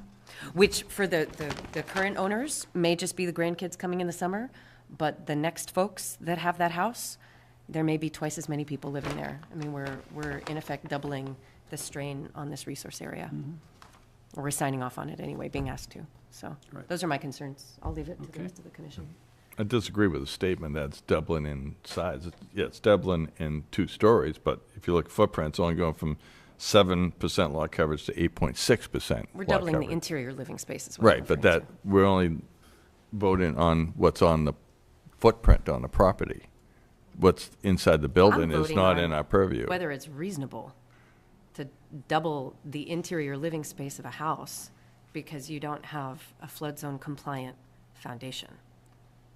But that's That's a heavy not in our impact on the purview, what's resource. inside the house. I would disagree. I think we're doubling the number of people that can live there and contribute to the septic system. These are all numbers, but in reality, But this that's could not get rented on our- out to a that's not on our basketball purview. team. I would disagree. I think it all goes into compelling needs, Steve. We can agree to disagree on this, but I definitely don't agree that it's not within our purview to consider, Okay. Okay, so. So do you want to amend that motion to include this waiver request? I do. Yeah. Okay.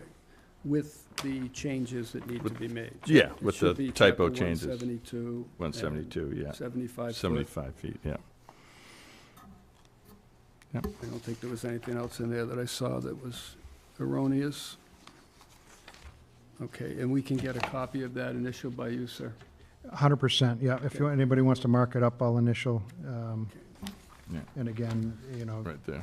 One of, 172, 75, 75, 75. yes, yep, that's what I have Yeah. too. Yeah, I missed that one down there. There you go, Dan. One of the things that I missed on the plan when we were talking with the engineers,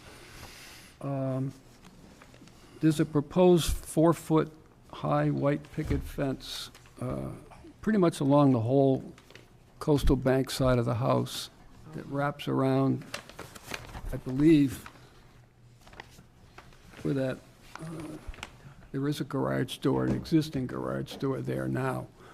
And typically, when we have a fence Where proposed, is that?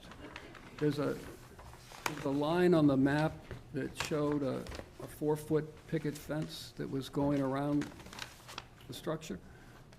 The only place I have a 4-foot fence is, I'm sorry, the only place I have a 4-foot fence is right in front of the parking, right here at the top of the wall.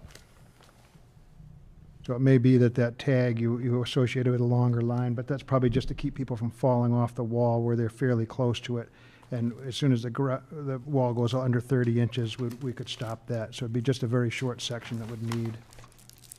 Yeah, I'm not sure where you see that. Yeah, I remember looking at this, it was one of the layouts. I don't think it was on yours, Andrew. I think it was on the site plan. Hold on. Picket fence. I don't A remember lot seeing of that. lines on that point. Yeah, there are a lot of them, but I thought I remember seeing a black line for a picket fence. Yeah. Proposed 4-foot-high white picket fence. Where is that? Yeah, which page is that on, Sandy? That's on the landscaping. Thanks. plan. On the landscaping plan. Yeah, I'm gonna give that to you for the record.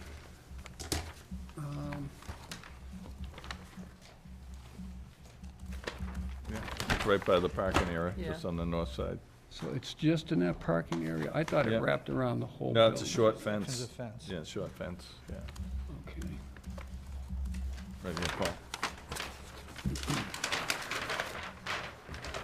Goes from here to there.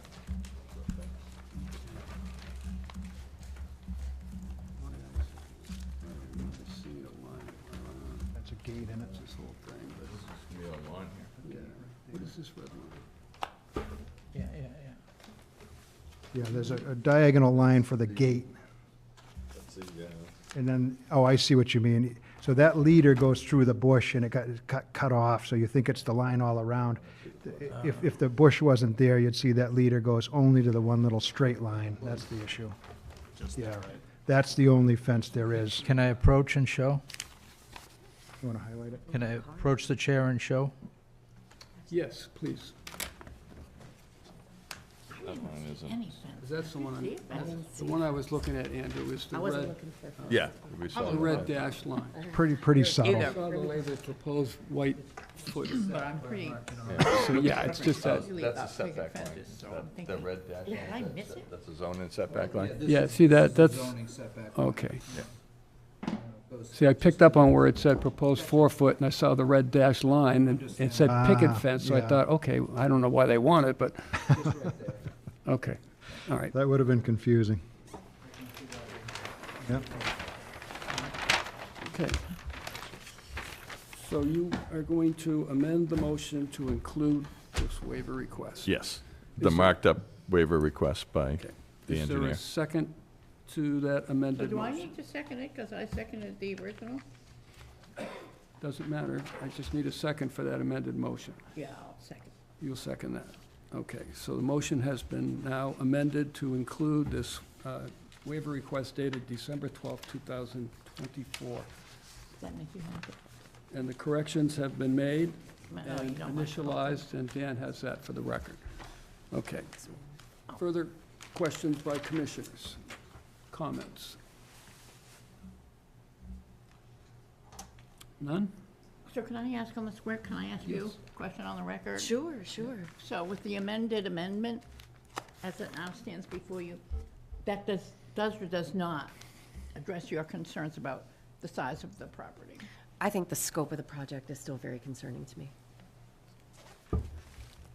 So is there an amendment to the amendment that you could offer as a condition or something? Do you want them to come back with is it the square footage? I would like to see a smaller home with less impact to the resource area, but I'm just one Yeah. commissioner, so that would be up to the applicant as to whether or not you're willing to go I back just and. don't want a misunderstanding between, to gum up something that might be a very good project for the environment.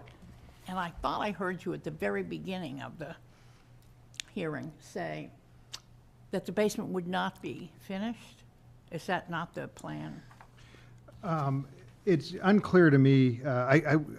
Do you have it? I think it's unfinished. I believe that's the situation. It's a garage. Yeah, It's a it's garage. your drive under. It's a garage, and then there's the mechanical, I think I saw on the Yeah. Yeah, thing. yeah. So that bedroom that can be the third or can be the fourth, That's up. that's off? Up, That's up, yeah. up.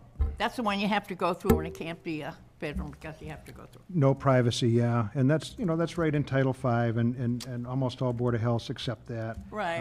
And they'll look at that carefully. No, but what I'm saying is to address the issue of the square footage so that we can smooth the pathway for this to pass would be, I don't know how we can do that with anyone. If they sell the property in, 10 years and they've got 8 kids, they might put 8 beds in that. I mean, how do you know?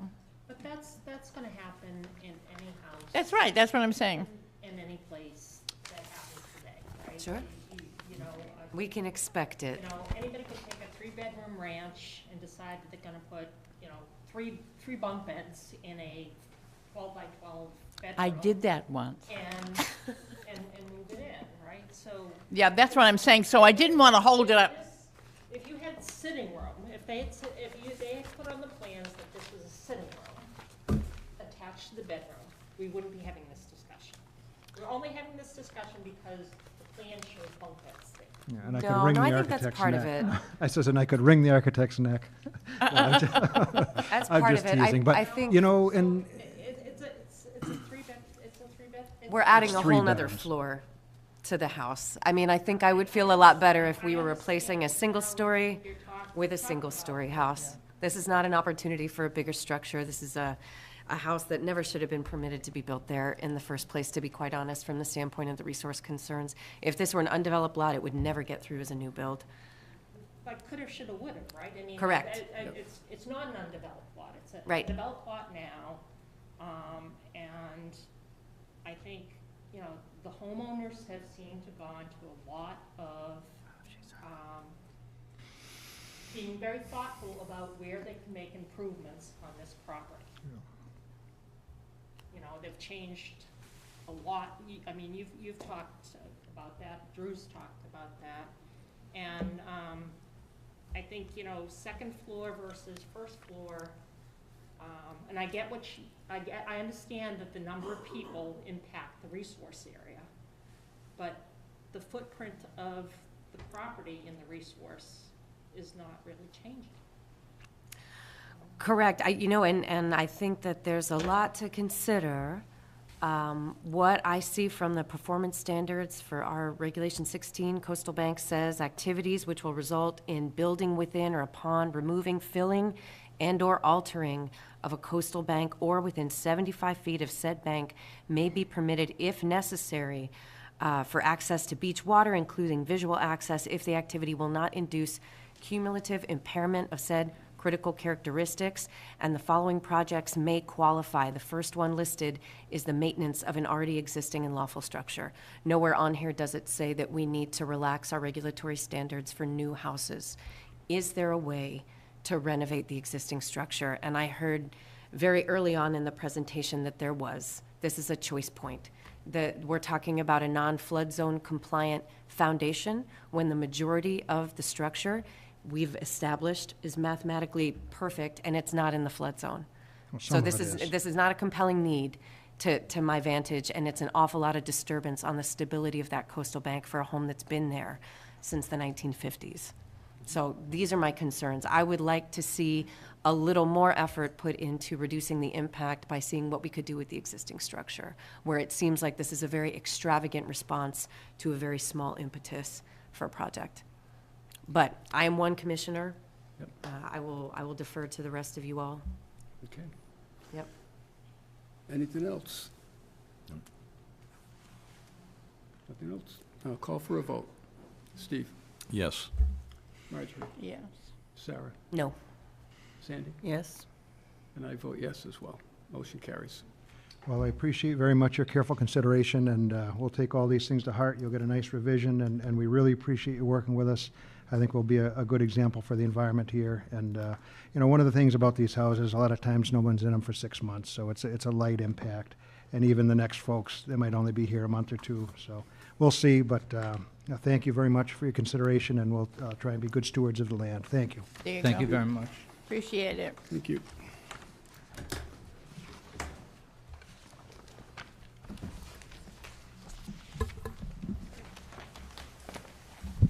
Thank you, everyone. You have great voice radio. Very embarrassed. Very, very deep. Now calling the hearing for Hamblin Pond Oyster Reef Restoration, Town of Mashpee Natural Resources. This is a proposed reef restoration at Hamblin Pond, water body of Commonwealth of Massachusetts. Representative is Rimmer Environmental Consulting, LLC, and the Nature Conservancy. It is a notice of intent, DEP file number 433323. Good evening. Can I have your names, please, for the record? Good evening. Yes, thank you. Mary Rimmer from Rimmer Environmental Consulting. Hi, good evening. Steve Kirk from the Nature Conservancy. And Michelle Constable for Savas. so as you can see, this is a collaborative effort. This is a notice of intent for an ecological restoration limited project. And it is for oyster reef restoration, reef construction in Hamlin Pond. You may be aware of this project. I know it's been talked about for a little while. We have completed the MIPA process, and we have a MIPA certificate on this now, so we're pursuing the rest of the permitting. So it's a collaborative effort with the Nature Conservancy, some technical assistance with from Division of Marine Fisheries and the Mass Aquaculture Association as well. And what we're trying to do is improve biodiversity in the pond by installing the reefs that are going to be constructed from culch, which is aged shells, and in this case we're proposing to use surf clam shells because they're more readily available than oyster shells, which tend to have other uses, so they don't make their way back into the system quite as easily. But the culch, the aged shells, would be brought to the site and placed in 4 linear columns you can see on the plan here, and they'd be about 1 foot to 1.5 feet high and about 10 feet wide and about 140 feet long. So all the work is in land under the ocean resource. There's 5,600 square feet of culch that's proposed to be placed. In the notice of intent, we used 6,440 because we added another 15% to account for some shifting and movement that may occur once this material is placed, and the possibility for adding additional material over the first 3 years to make sure that it consolidates. Over time, these reefs tend to consolidate as the shells break down and interlock with each other. So there was quite a lot of effort in siting this project. There were a number of locations that were investigated. Some of the criteria were obviously that it had to be located outside of navigation channels. And a primary concern was the type of bottom sediment that is located. It couldn't be too soft because we didn't want the reef to settle too much because the height needs to be maintained. So there were originally 2 sites, but the second site that was looked at was sediment was a little bit too soft. And the other consideration was whether or not there's presence of existing shellfish habitat within the area. This is an area that didn't have very much other shellfish. There were a handful of quahogs. That's about it. This is a site that's been approved by the Division of Marine Fisheries. We have a correspondence from them, both through the MEPA process and also this notice of intent that is supportive of the project, but did recommend 2 special conditions. One, a time of year restriction for the work to protect winter flounder habitat, so no work between January 1st and May 15th, I think it is, and which is perfectly acceptable. And the other is to comply with the planting standards that DMF has, which is part of your propagation permit anyway, I believe. That's correct. So it's a fairly simple project in terms of its construction. All the work that, the culch that's proposed to be used is to be collected from existing commercial sources and washed to make sure that the pathogens that might be present are removed before it's reintroduced to the water. DMF has strict standards about how that's done, and the town intends to comply with that. And then it's barged out to the site. The work would be done during intermediate tide where there's enough water so that the barge or the vessel that's used doesn't bottom out, but shallow enough so that you can more readily see into the water column. The location of the reefs will be located by buoys or posts located by GPS, so they can navigate their way through the project area. The project requires a water quality certificate from Mass DEP, as well as a waterways, Chapter 91 waterways license, and an Army Corps of Engineers authorization. So that's all I have for now. We'd be happy to answer your questions. Could you just tell the commission, what's the timing? I used to know it, but I think you pushed it back a little bit from start to finish. The timing when they want to do the work? Yeah. Well, it likely won't finish the permit. I'll get all the authorizations until sometime probably June or July. Yeah.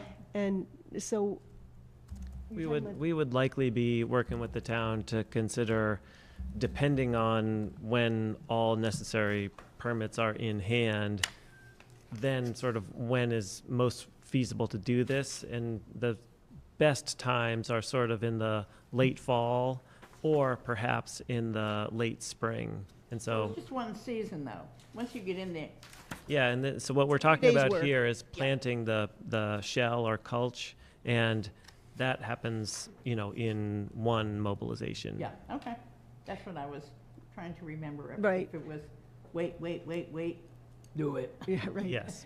The culch would then be seeded with either live oysters or spat on shell as well. Mhm. Cool, thank you. You Other wanna add questions? anything? Well, I think getting to your question too, so the time of year restriction specifically. Oh, sorry.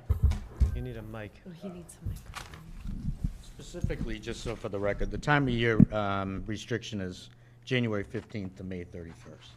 That's the winter floundering, flounder. So, any other time, and then you would pick the time, set the date? Yep. You should be all set, yeah, okay. And I'd just like to add that we've been working on this project with TNC for over a year now, but also in conjunction with the tribe to look at the historical areas where oysters, proliferated. So we looked at Aquay Bay, we looked at Mashpee River, we looked at Gooseberry Island. Unfortunately, the sedimentation in those areas is really tough. It's very muddy and so forth, as many of you know.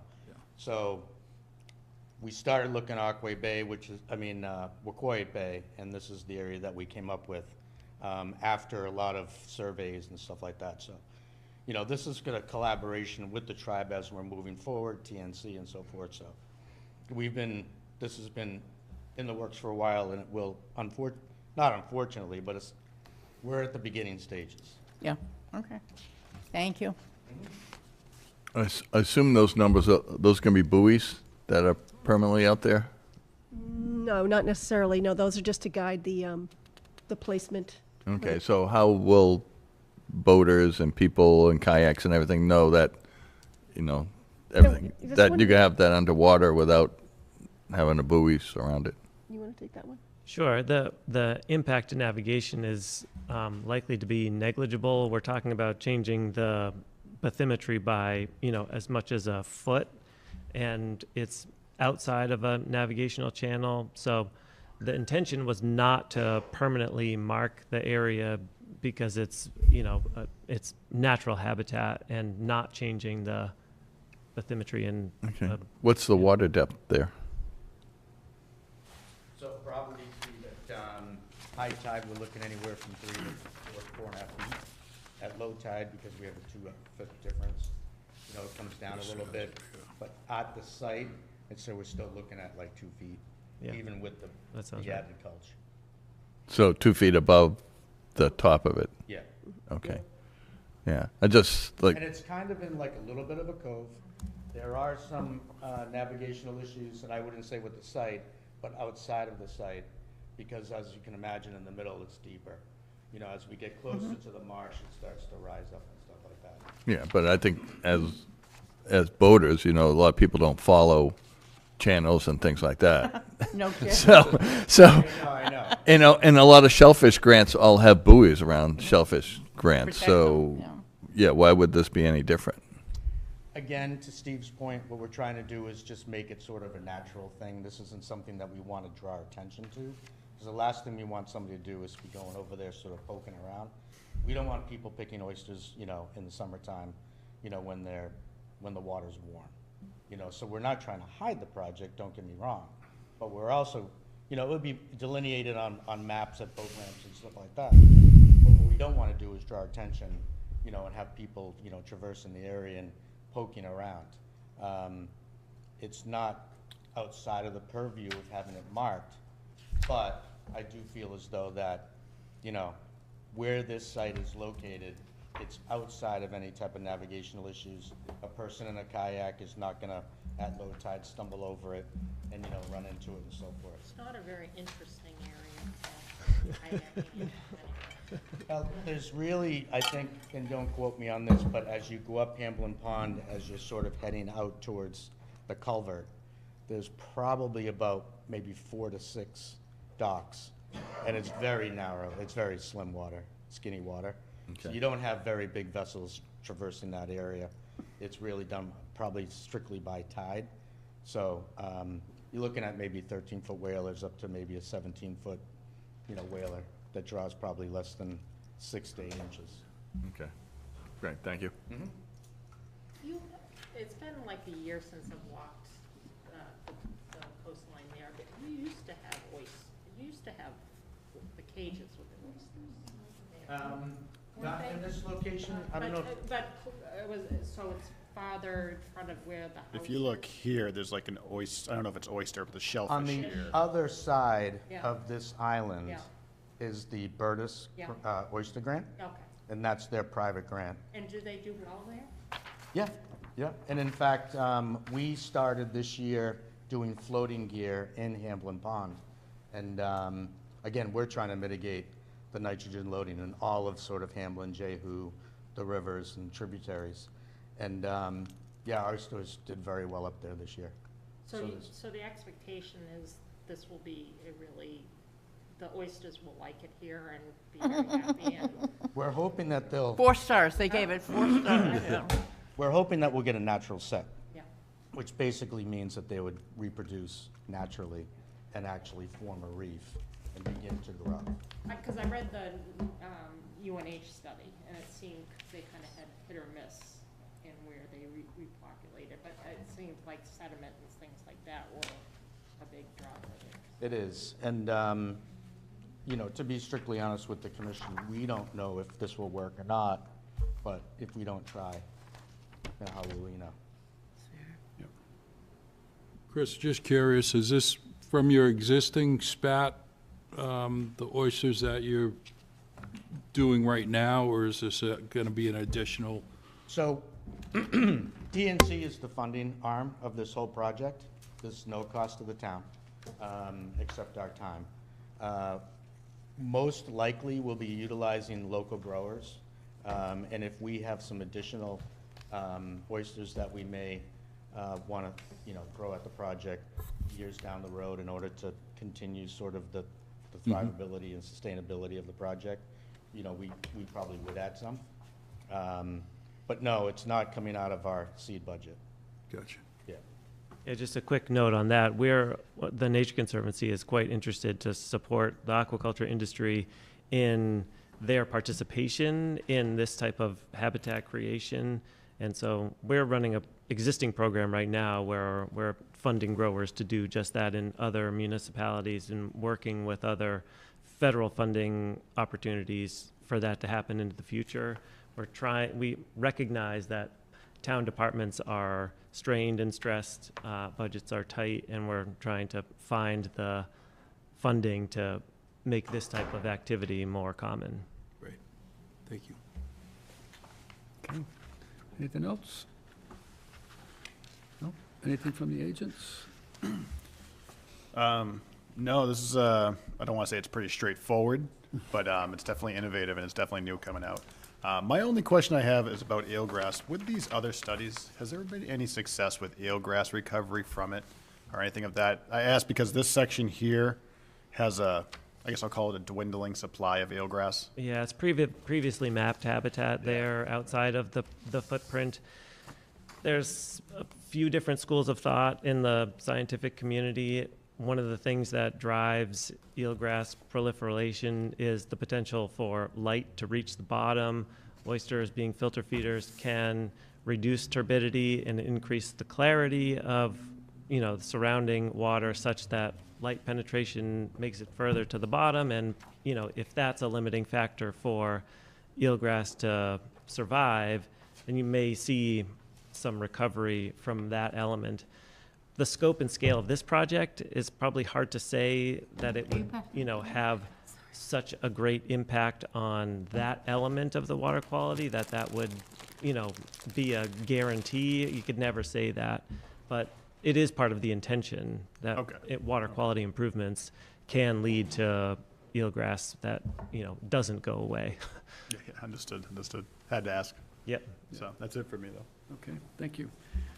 Yeah, I would just iterate that if the commission were to approve this project, I think it's a good project. It's a pilot project to see, you know, feasibility of expanding this type of resource enhancement in the future. Just to include those conditions that I listed in my comments. Okay, thank you. Sure. Questions from the public? None? Okay, then I would accept the motion. Okay, Mr. Chairman, make a motion for closing issue for Hamlin Pond Oyster Reef Restoration, Town of Mashpee Natural Resources, with the following conditions: that time of year restriction on placement of the culch from January 1st to May 31st to protect the winter flounder spawning activity, and adherence to the Mass DMF shellfish planting guidelines. This can be referenced in the order of conditions. Okay. Okay, is there a second? Second. Thank you, Sandy. Further discussion on the motion by commissioners? Anything? We're good? Okay, roll call vote. Steve? Yes. Marjorie? Yes. Sarah? Yes. Sandy? Yes. And I vote yes as well. Motion carries Thank you. unanimously. Thank you. Thank you very much. Thank you. Good luck. Good luck. Yeah, I'm really happy that you're going forward with this. Thank you. Okay, I want to read these certificate of compliance requests into the record. The first one is 126 Shore Drive West, Patrick H. and Heather H. Conway. request for certificate of compliance, DEP file number 433285. That has passed inspection. The second one is 32 Crescent Road, Brian Brochu. This is DEP file number 433243. That has also passed inspection. The next one is 3 Secaucet Point Road, Robert L. Lynch. That is DEP file number 433067. That has also passed inspection. And the last one we have request for is from 3 Keelan Way, Catherine A. and Alan L. Clapp. And that is DEP file number 433111. And that has also passed inspection. So we can sign those forms at the end of our meeting. Okay.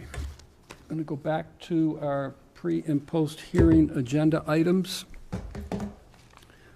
The first thing that I would like to take up under this list is the approval of draft meeting minutes, and we have a lengthy list. Marjorie, I'm glad you're here because I've been waiting a long time.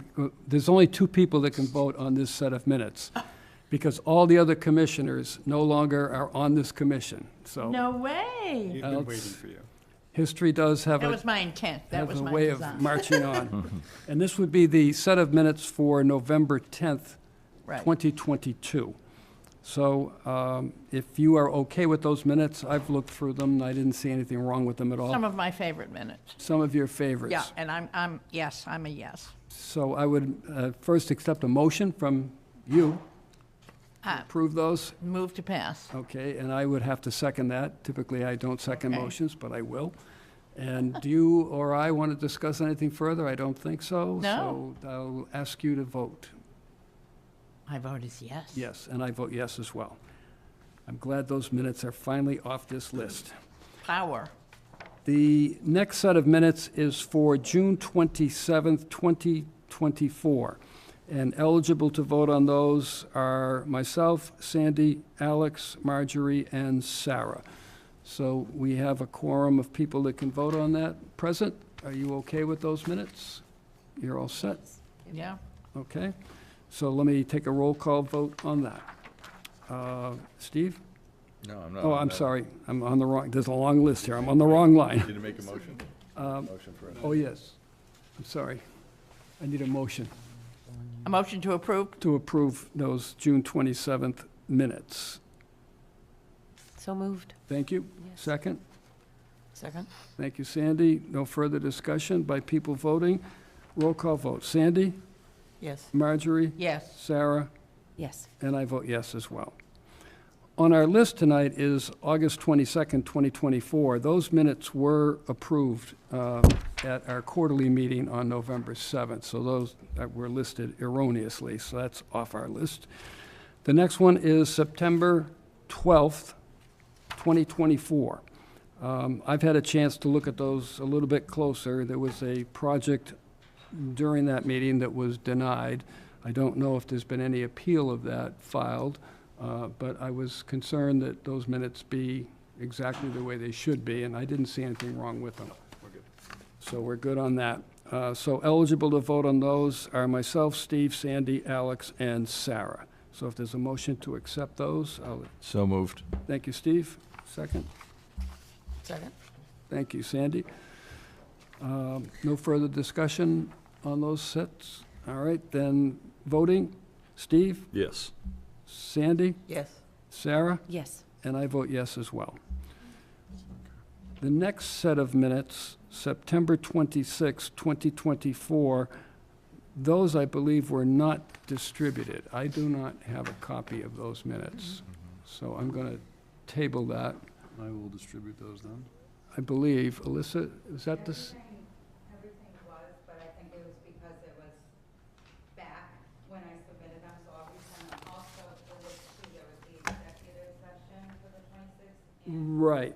Those are still being held because we're still in executive session with that issue. These are the hearing. Yeah, I didn't find those anywhere in my email, so, okay.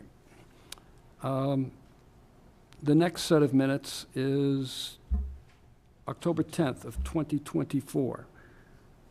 Eligible to vote on those are Steve, Sandy, Alex, Rich, and Sarah. So we have enough people here to vote. Are you okay with those minutes? Yes. I've looked through them, they seem to be fine. Okay, is there a motion? So moved. Thank you, Steve. Second? Second? Thank you, Sandy. Any discussion? Hearing none. Steve? Yes. Sandy? Yes.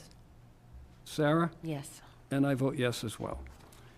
The last set listed on our agenda tonight is October 24th of 2024, and those were not distributed to the commissioners as of yet, so we'll put a hold on those until our next meeting. So we're going to roll over 9/26 and 10/24, correct? Okay. All right. Under discussion, at the last meeting, there was a vote to grant a continuance to the project on file for 291 Monomoskoye Road. And there was a question about the number of people that were voting. So I asked our agents to put this on the agenda, because I would like to have a vote to ratify and validate, to confirm that continuance for 291 Monomoskoye Road.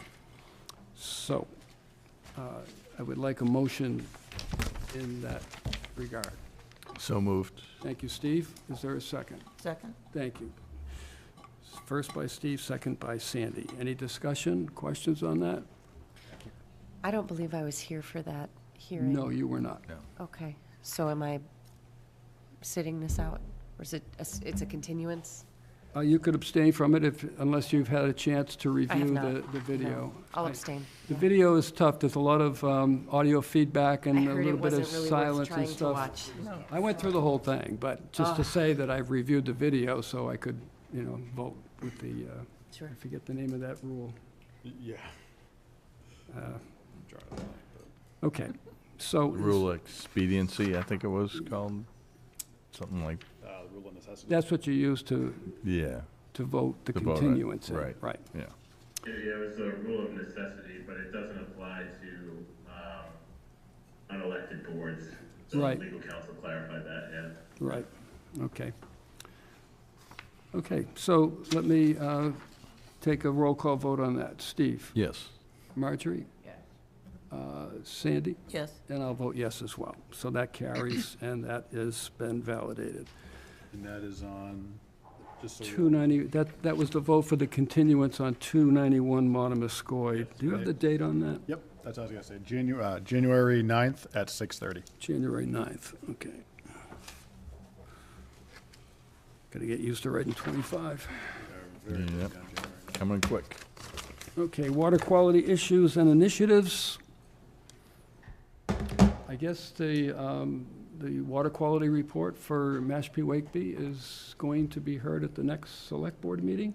I heard that was coming up. Fairly lengthy report, so it'll be interesting to see what they come back with. I'm going to take Chapter 173, Regulation 1 draft before I move into Regulation 25. We have received the draft that the commission adopted the last time we met. I believe that was on November 7th that was adopted. It came back with some comments from town council. Those have all been addressed. So I would like to bring that up for discussion. And hopefully move it to a date where we can bring it forth to a public hearing and promulgation. So I don't know if you guys have seen all of those No, comments? is this what you're handing out right now? Most recent one that just went around? I haven't Was it seen yesterday? one that went around. I want to, sometime this week. This is the town council's comments. For the Okay. draft. This is not the flood zone. This is 173, not 173. No, but I didn't 173, see I it. think I actually read. Didn't you send it to me? This was sent out, yeah, this was. Yeah, sent out. I read it. Okay. So, Thank you. I just want to make sure everybody has a copy. There was one, a couple of small changes, I think, that were made in regards to that. Thank you. Thank you.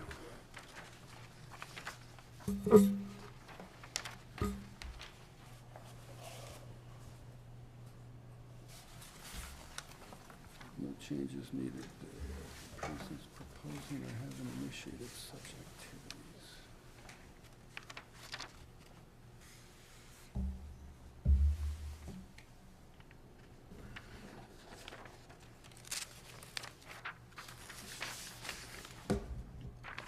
I know there was some language in here that we needed to insert the word passive. I'm looking to see if that Yes, was so there added. was, the town council brought up the question about recreation. Yeah. They wanted to make sure it was passive recreation because on these protected lands, it has to be passive recreation only. I see it. You know, so things can't be a grill coming and sitting there for a day, that's not passive. Right. Has to be something they keep moving.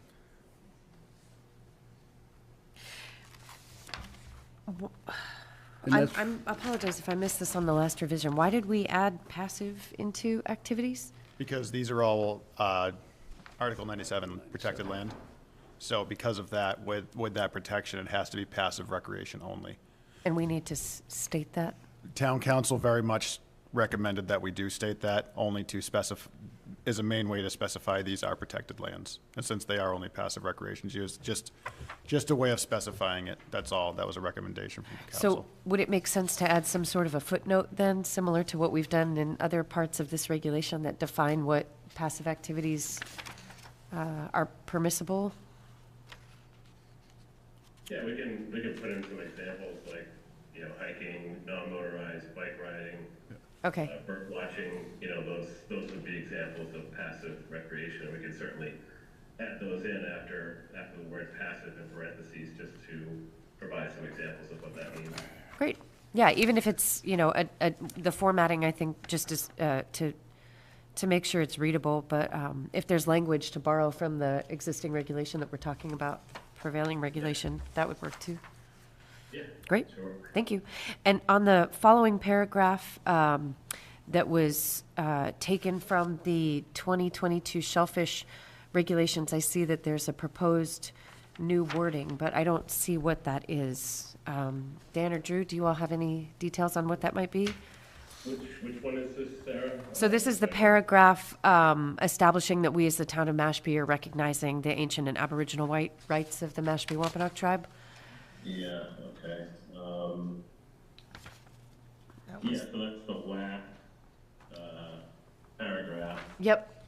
And that wording was already approved by the select board for shellfishing regulations back in 2022. So I'm just curious what the proposed new wording That is. is the proposed new wording that you're Oh, seeing. okay, so just that, okay. Yeah, yeah. Okay, and I do note that we added reasonably access water and land to hunt, fish, forage, so that reasonably was not in the shellfishing regulations. But we voted on that when this came before the commission on November 7th, correct? Yeah. Okay. Correct. Okay. The other edit that town council had suggested was in the first paragraph, which is under the heading of regulation 1 and subject 1, to add in trails as part of the lengthy list of activities that require permission from the commission. Trails wasn't included, so I added in after improvement of roads, and you can see trails underlined. Okay. And other ways. So council just said it would be good just to include that, which I agree with, so I did that, more trails there.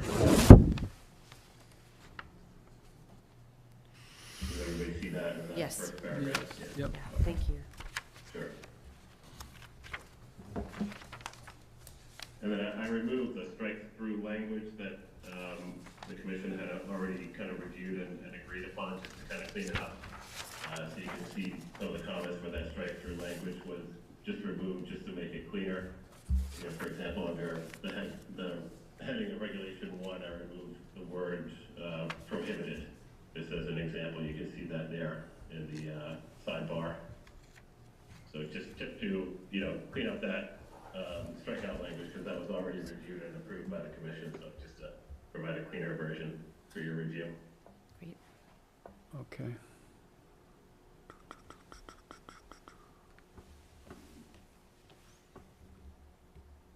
And Drew, where do we stand with the the language in terms of the fine for the offenses. Is that going to be established by the select board, or are we going with what we had in our? We actually, council wasn't aware, but we already have a fine schedule built into the bylaw. So there's no need for the select board to set that fine schedule because it's already been established. And it's up to $300.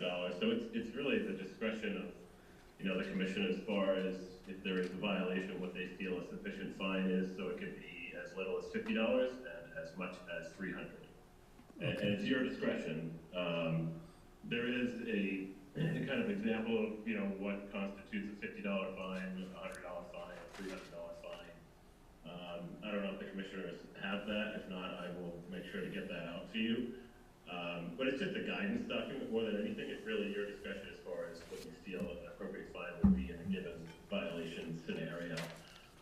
But you can't go higher than $300 because that's the non-criminal disposition cap put on by the state. So 300 is the max. But you can fine an amount, from anywhere from, up to $300 for each day that a violation remains unresolved. So it's not just a one-time fine, it could be daily as well. Right. Yeah. Okay. Drew, is that $300 pretty much in keeping with other towns in the area? Is that? Yeah, any town that has adopted a bylaw, that is the cap, because these are considered non-criminal for the most part. But, if it's determined to be a criminal violation, such as dumping of toxic waste on conservation land or something like that, then it would go into a different criminal penalty schedule. But this is for,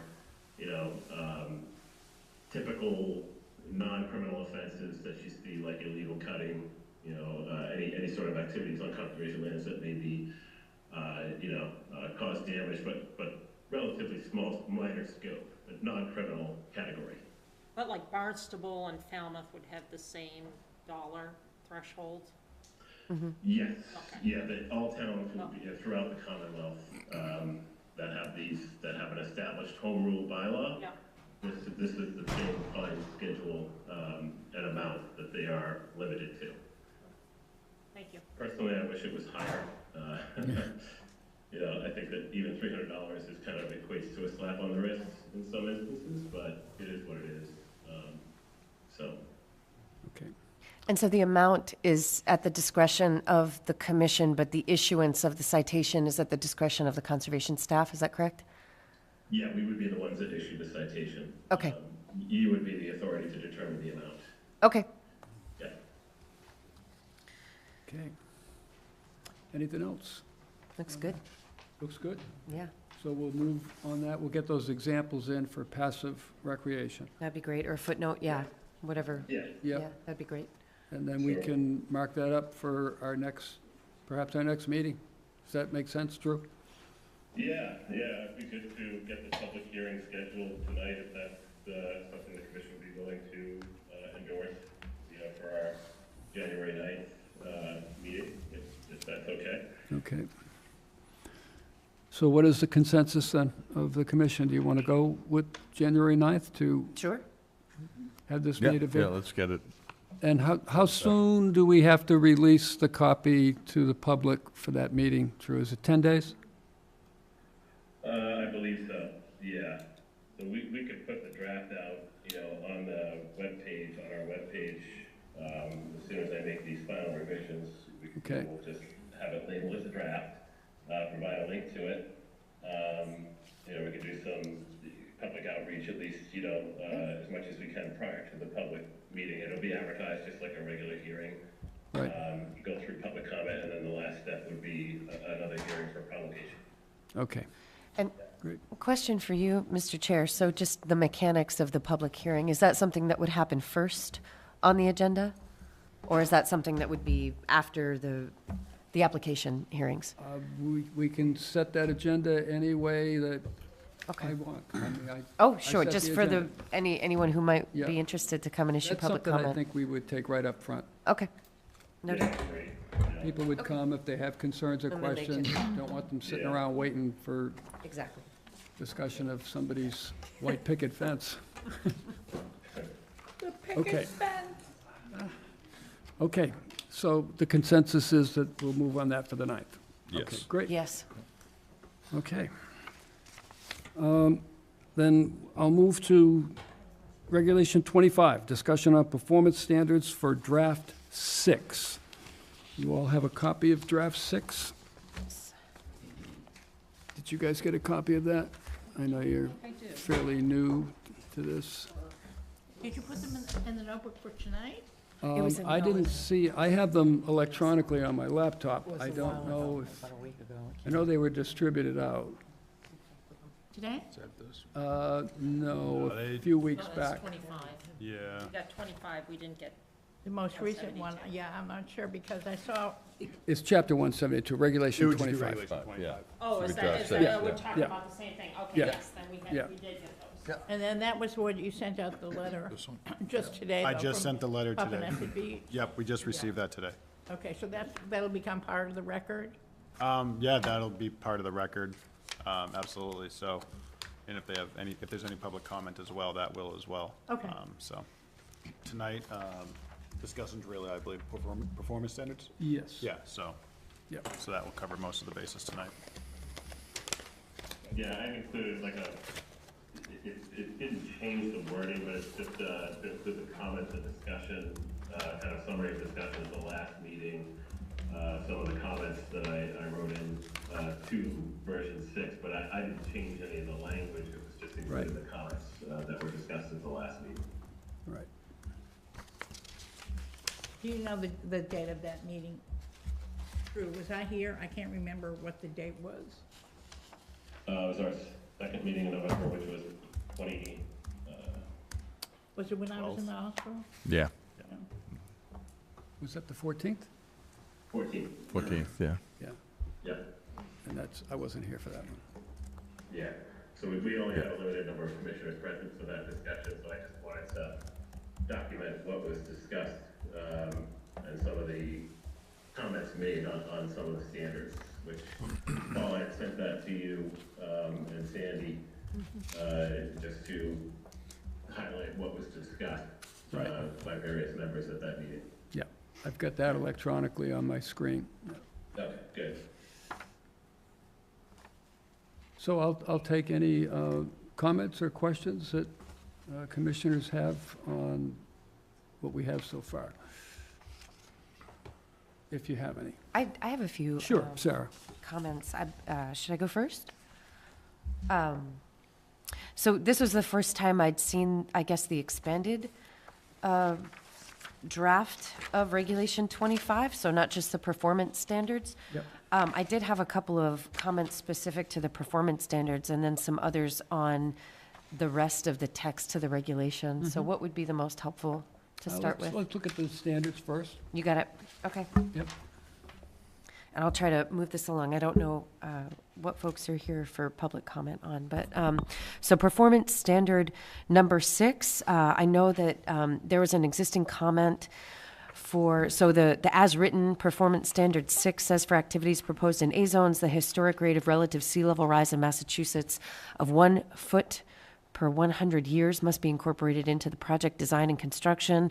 I had made a previous comment, I think, about rather than using the historic rate of sea level rise, since it's more of an exponential climb than it is a linear rate from what we've observed, that we want to use the projected rate of sea level rise as the reference point. And so in terms of citations for that, there are a couple that I have to share, and I can send these links to the bylaw review subcommittee. The Coastal Zone Management Office has some data sets that inform their flood depth projections and flooding coastal storm surge projections for 2050 and 2070. I would recommend we use the 2070 recommendations. There's also some data and some language on sea level rise in the 5th National Climate Assessment, which is a federal document that applies to the whole nation. But in particular, there's a chapter on coastal impacts of climate change. And I can send that citation to you both. But that would be my existing comment for performance standard number 6. Okay, great. Yep, don't look behind us, let's look ahead, please. Makes sense.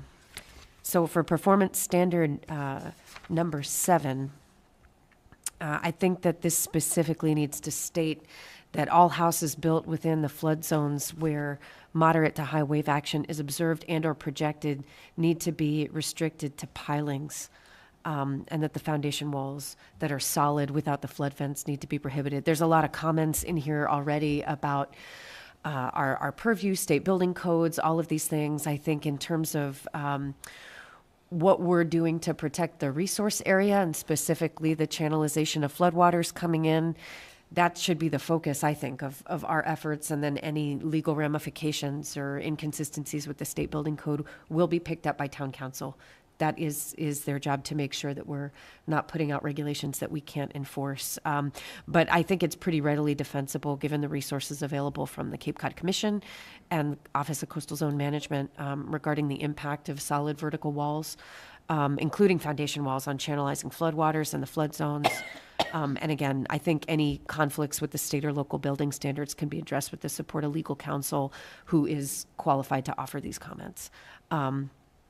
Our regulations are strictly to protect the resource areas, and that's within our purview to do. So that was my comment for number 7. Can I ask just a follow-up question on that? Sure. Sure. Having listened to a lot of the meetings online, in the event that there is a conflict between building code and this body, who is the authority?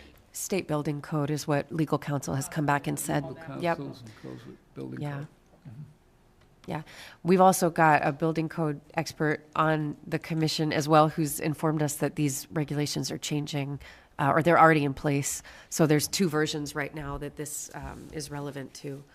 So there's some really good comments in there. Did you want to comment on that, Steve? Yeah, because some of these regulations are going against building code. So I don't think some of these things should be in our regulations. The existing ones or what we're proposing? It's proposed, yeah, because Yeah. some of these things are, are covered by the building code that, we don't have any oversight on or purview on. Sure. So why should they be in our regulation if we have no control over Okay, it? so which performance standard are you looking at? Number 7. 2, definitely. Limited buildings, additions, sheds, pools, retaining walls, fences, garages. Some of those things are, landscape features and things like that. So that, to me, doesn't make sense, and that's what we talked about before. The same, permitted existing building footprint. So nobody can build an addition. So basically, you're saying, it's a tear down or you go up. You can't put an addition, even though a town zoning code says you can put an addition on. The building code says you can put an addition on. We're telling a homeowner you can't put an addition on your property. So we're limiting property rights right there. So we ought to be consistent with the building code and the zoning regulations there. And then going down to number 5, does that meet current Board of Health regulations? I don't know if it does. That was a question I had on that one.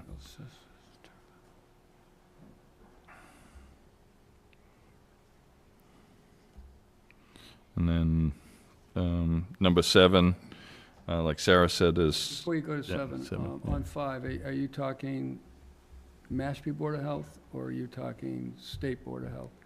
Or both. Or both? Both, yeah. Yeah, does that... just if we're going to say that, our no increase in flow and in the percolation rate, okay, does that match up with state and local regulations from health department? Okay. Yeah. Got it. And then number 7, talking about coastal A zone buildings, to me, that's all building code. There's a whole new building code coming in that addresses coastal. And this is what Shauna was asking me earlier. The letter from Dave Morris on the building code based on 425 Monomoskoye.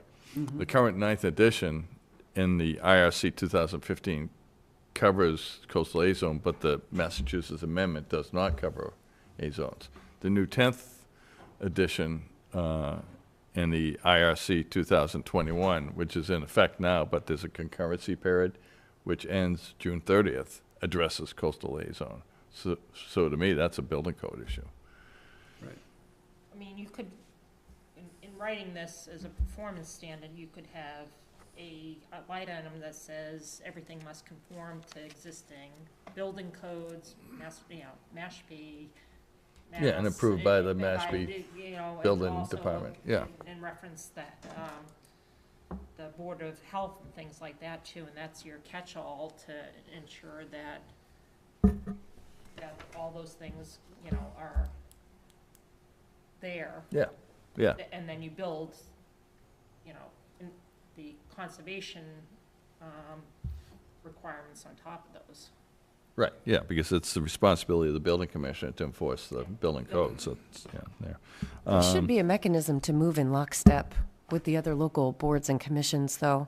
And I think if we're making recommendations based on area impacts to the resource and projected impacts to climate change that are purely rooted in conservation, I do think it's within our purview to include some of these things. I mean, for performance standard number 2, for example, the Cape Cod Commission in their model bylaw actually recommends no new development in the floodplain as a mechanism to retain the critical characteristics of the floodplain to prevent storm damage and help with flood control. So I don't think that in including it in our regulation, we're violating state building codes. I think we're just following step with the other experts who are noting that increasing development, if we continue to build on the water, we're going to further degrade the ability of the floodplain to protect the entire community. Right, in the but event some of what of we're seeing. Yeah, some of these things are, I mean, you can't tell somebody they can't put a fence on their property. That's a landscape feature. That's not a structure. That's, you know, so some Sure of we those. can. It's for legal counsel to determine what we can enact and what we can't. I look at this as we're making recommendations based on the information that we have. And there are similar tools available that have similar language to restrict these features Well, because of the impact to the resource Yeah, area. then the other thing too is we got to look at what is Mass DEP's new regulations coming out. When are they too. coming out? You know, Should yeah. be So soon. they, you know, they're saying early 2025, but we don't know when that's coming. So Yeah. what are they saying? What are their draft regulations? You know, so to get Whatever close to they that. do say, this is a local bylaw, so, you Right. know, we certainly can't have anything less stringent than what the DEP has, but we certainly can look at the local environment and say, the state's not doing enough to protect the resources for the town of Mashpee, so we enact a local bylaw, which is a little stronger. So I'm not all that concerned about what the state is going to enact if and when they do, because there's nothing in here that's more stringent than what was in those draft regulations that we had the luxury of seeing when we started to put all this Yeah. together. Who's our liaison, Mr. Chairman, with the state? Oh, the state? For the state. There's a South Coast I'm DEP curious office. because way back, February, March, we were counting on seeing their draft by September and October at the latest. Right. And now we're going into the new year and we don't have anything? Yeah, they got an overwhelming amount of public comment, and the way they work is they have to respond to each one. So when they release the draft, they have to also release their response to public comment. So they're putting all that together, and no one has any idea what's gonna be in it yet. That No one is knows. As crazy. of 2023 in November, I think it was released. So they said early 2025, January hopefully sometime, but Jeez. you know as much as I do. So, The way it goes on. Yeah. I just got a couple more. So under number 7, Yeah, that. for building code materials? Yeah, last paragraph, it's just saying, we just gotta match up with the building code for that one, for the coastal A about vertical walls. And then, number 8A, existing roads, paving existing roads, so if you're gonna have a storm and lose Jeep Place or one of those roads in Papaneset down on the water, you need to put that road back as paved or existing condition, because it's a town-maintained road. I'm just looking at, that's velocity zone. Yeah, 8. Yeah, velocity zone. No, it says also within AO zones are likely to have Yeah, adverse AO effects. zones, yep, you're right. Okay. You know, paving or placement of brick or concrete block for new or existing roads, well, driveways, pathways, well, parking lots are prohibited. So I could see driveways, pathways, parking lots, they're all, I think those are all pervious, basically, what we have in our, what we've been approving. So you're saying take out existing? Well, I would put in paving and replacement of existing public roads should be there. And then all other, you know, all other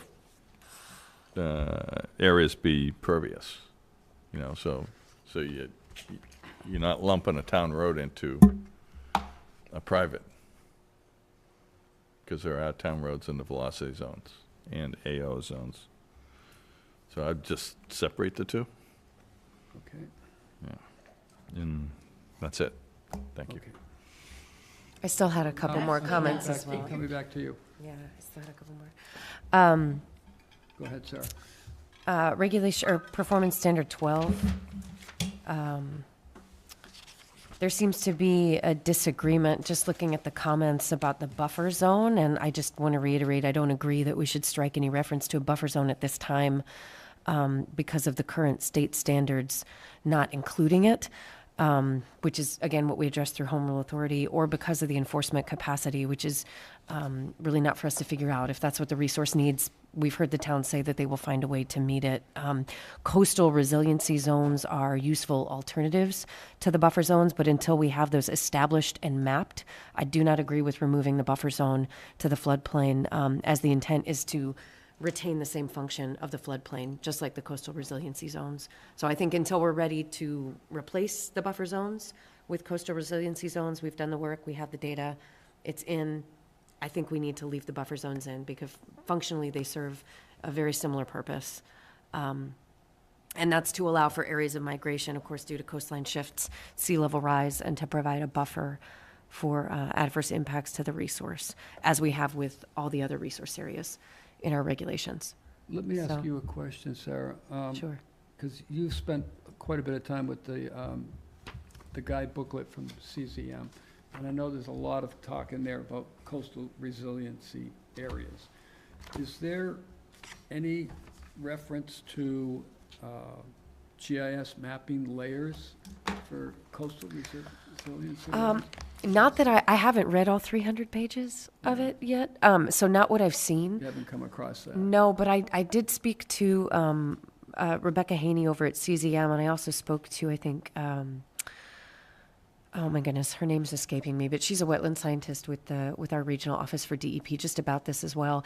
And they do have the data. I think it's just finding the resources to get the data down Mashpee specific, and there's a lot of ground truthing that has to happen. So again, a lot of these data layers, like we're talking about with the FEMA firm maps, they're engineering data, and they're not all current. So you've got to go and see like what shifts have happened, you know, based on development or based on natural changes to the coastline in order to map those zones. So that would be a really intensive process for us to get good, actionable, meaningful coastal resiliency zones in place. Because I know we talked earlier about replacing a buffer zone for a floodplain. It's with an a coastal awesome idea. resiliency zone It's an or awesome layer. idea, but I just don't think we're ready to do it yet and remove the buffer zone Leave it in from the until we're done. regulation. So Exactly. we have that data, yeah. That's what I'm thinking. We've got to find the time to do that. Keep an eye on that if you would. Sure. 'Cause that'd be Be happy to. helpful if that does come about. Yep. Okay, I didn't mean to interrupt you, so go ahead. Oh, I think, no problem. Some of these are just, you know, formatting, so maybe I can save those for later. I do think that Performance Standard 14, we say in Performance Standard 1, I think it's duplicative. We could probably look to remove that. And then Performance Standard 16, it feels like the regulatory version of all other duties as assigned. It says the commission can impose additional requirements as necessary to protect the wetland values.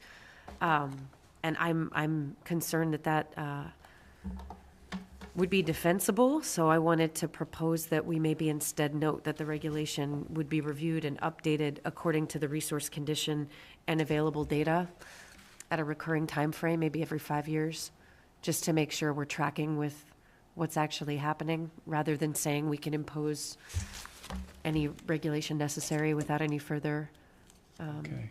jurisdiction. And then I think performance standard 17, I don't think that needs to be stated. I think we can remove that as well. Yeah, that's all been struck anyways. Okay. Yeah. Great. And those are all the comments I had on the performance standard. As I mentioned, I did have a couple just on the language, particularly around climate change and sea level rise and some of the formatting things. So let me know if it's better to email that over or go through it. I know we've got folks waiting for public comments. So. My intent tonight is to hear from commissioners, and then I'll certainly go out to I the see. public. But I want to hear from you guys first. Sure. So, you're good? That's good on the performance standards. yeah. Okay. Thank you. Anything else on performance standards? 13. Can 13. somebody just give me this seems to be a really big lift for this commission and potentially Dan and Drew. So what was the intent of this performance standard? I mean, to me, it sounds like if I decide I need to do Roundup to get rid of the invasive weeds in my driveway, I have to come and ask for a. You do. It's. Right. And is that really?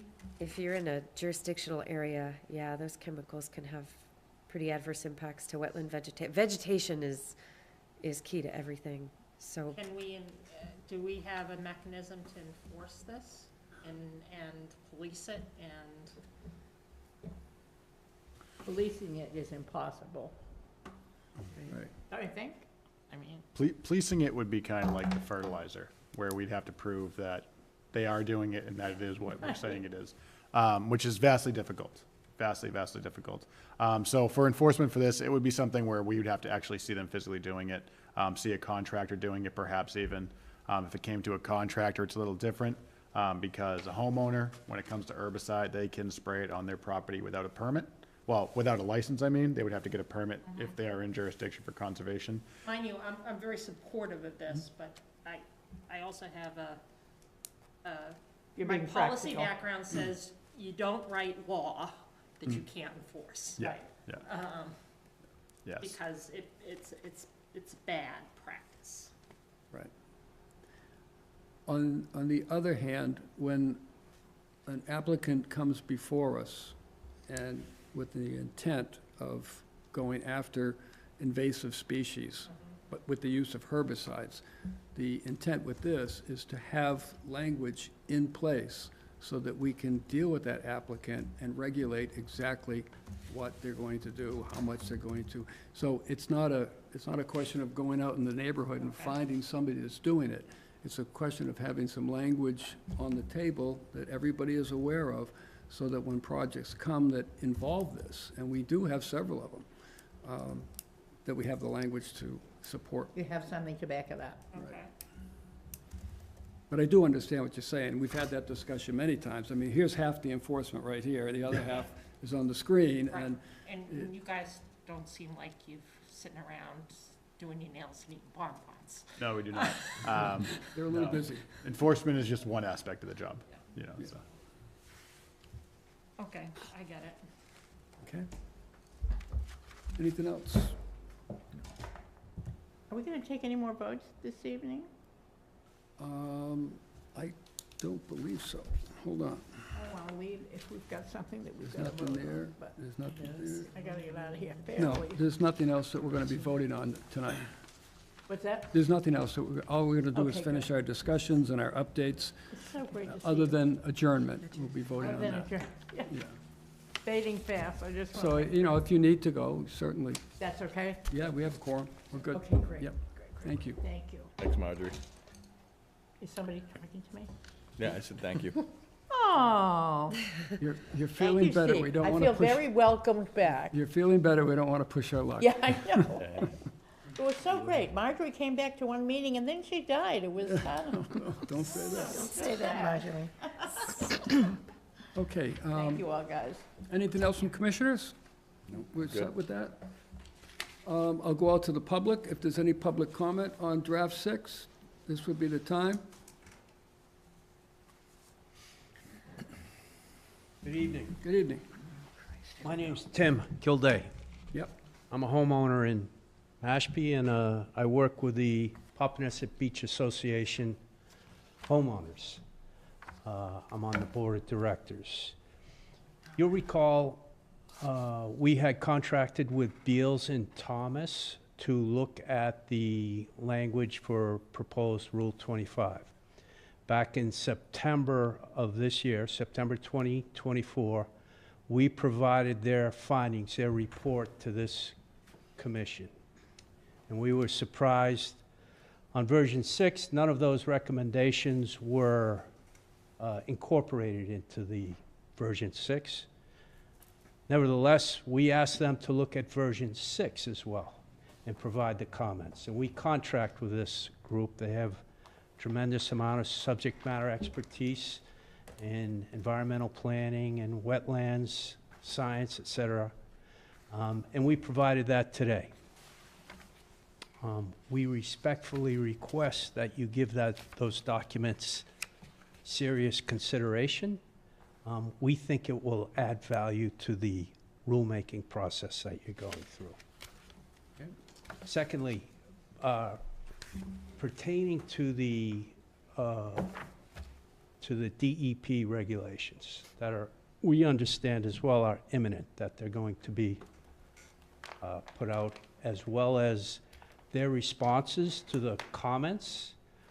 I understand one perspective that was stated, that it is irrelevant to your process.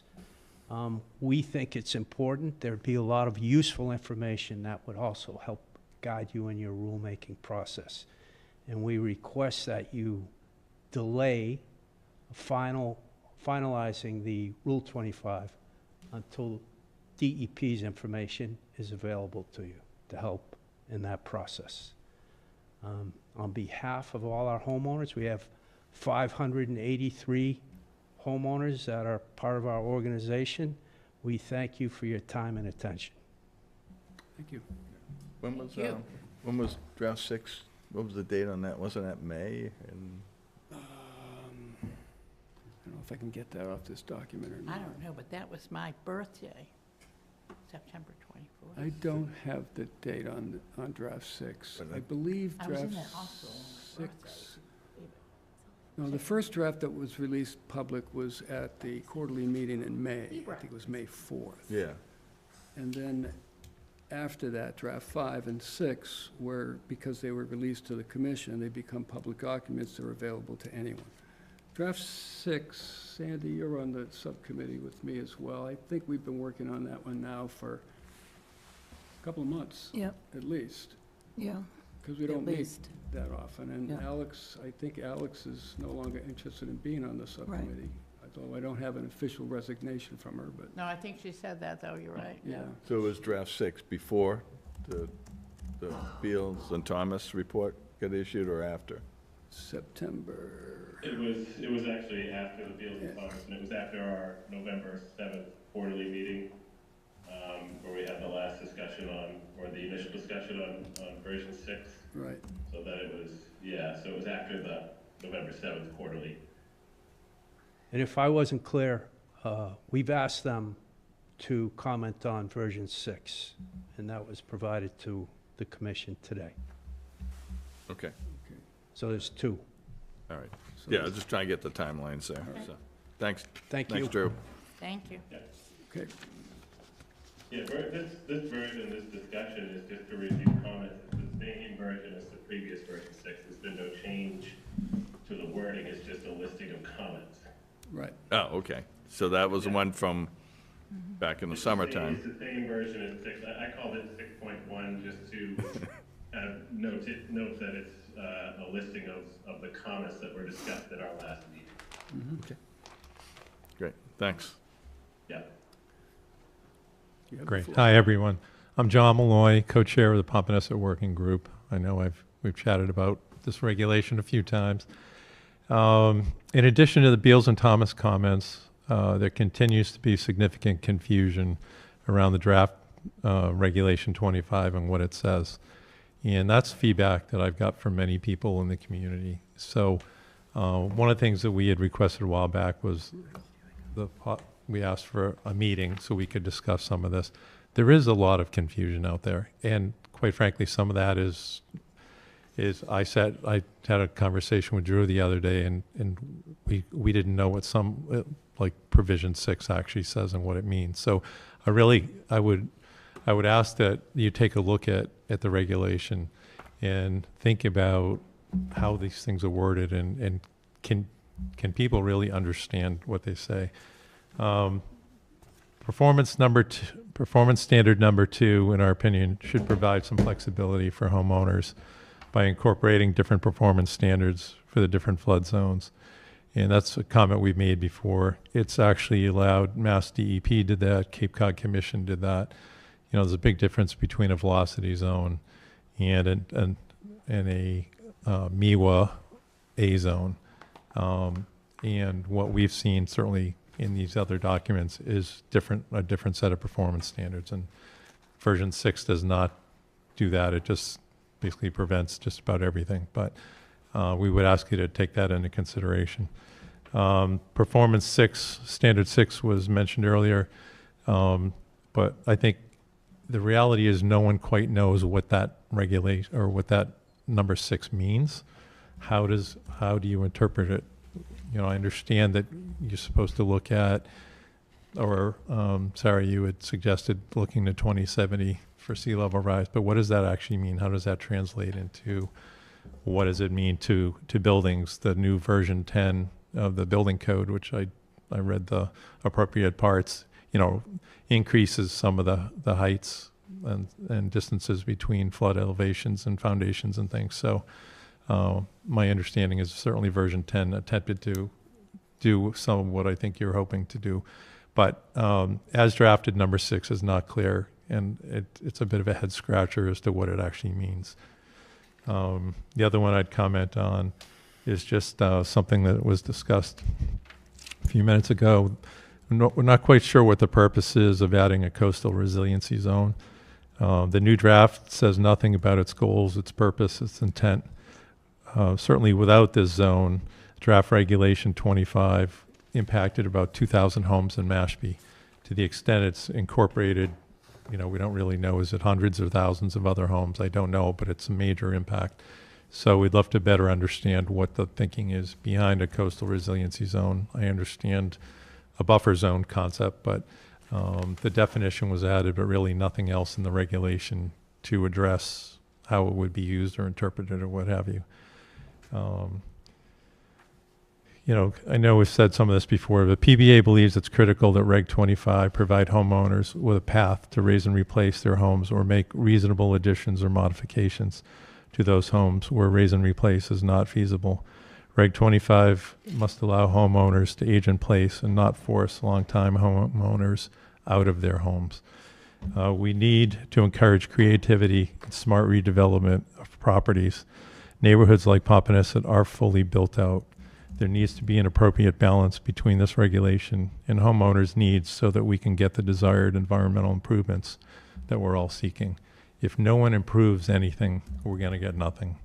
So there's the balance to me really comes with how do you encourage people to do the right thing without making it so prohibitive that they just don't do anything at all, because then we all lose. Thank you. Thank you. John? Oh, one other comment. Steve, you mentioned roads. Were you differentiating between public roads and private roads? Because in a place like Popponesset, all the roads are private. They don't meet the town's requirements. Well, if it's a publicly maintained road, right, the town. We maintain them You too. maintain, that you plow them too? The town doesn't The plow? town will plow one strip for the school bus, but we do maintain the roads. And Okay, we yeah, I rebuild them just and want to things. differentiate between public and private roads, yeah. Yeah, because, you know, there could be a public road down Secaucet Island that's in a flood zone. So that would cover Secaucet. It might not cover Popponesset. Because Yeah, if they're so- private roads, so there so- should be, if there's a private road, should be differentiated in a neighborhood versus just a private, dirt road or a shell road or whatever, to Agreed, go yeah. to the house, so. Yeah, we just want to make sure that Pompanesett is able to maintain their roads. Yeah, it should say, Yeah. private neighborhood roads, I guess. Yeah. Yeah, Yeah, that would be to good. clarify it, yeah. Thank you. Okay, thank you. Anyone else? We're all set? Okay, so I guess we can move on. The next discussion item is tribal co-management. It's a focus group discussion. Yeah, so there's been a lot of talk about co-management, cultural respect easements in town on conservation property. So I took the initiative and met with the tribe to discuss with them about pathways and possibilities for that. So we had, the chairman and I had a nice discussion about it. And we didn't really pass around ideas as much as we did about planning. Because this is something that is not going to come from two people planning it out. It's going to come from a group of people on each side planning it out. So all aspects are, are collected, all considerations are given, and there is no chance of missing any opportunity, whether it be from a private person here in town or whether it be from the tribe wanting something or wanting to enact a policy or whatever it may be for co-management. So in light of that, what we ended it on is that we would like to make a focus group, having part of that from the Conservation Commission. Can't be any more than a quorum, so 2 or 3 people.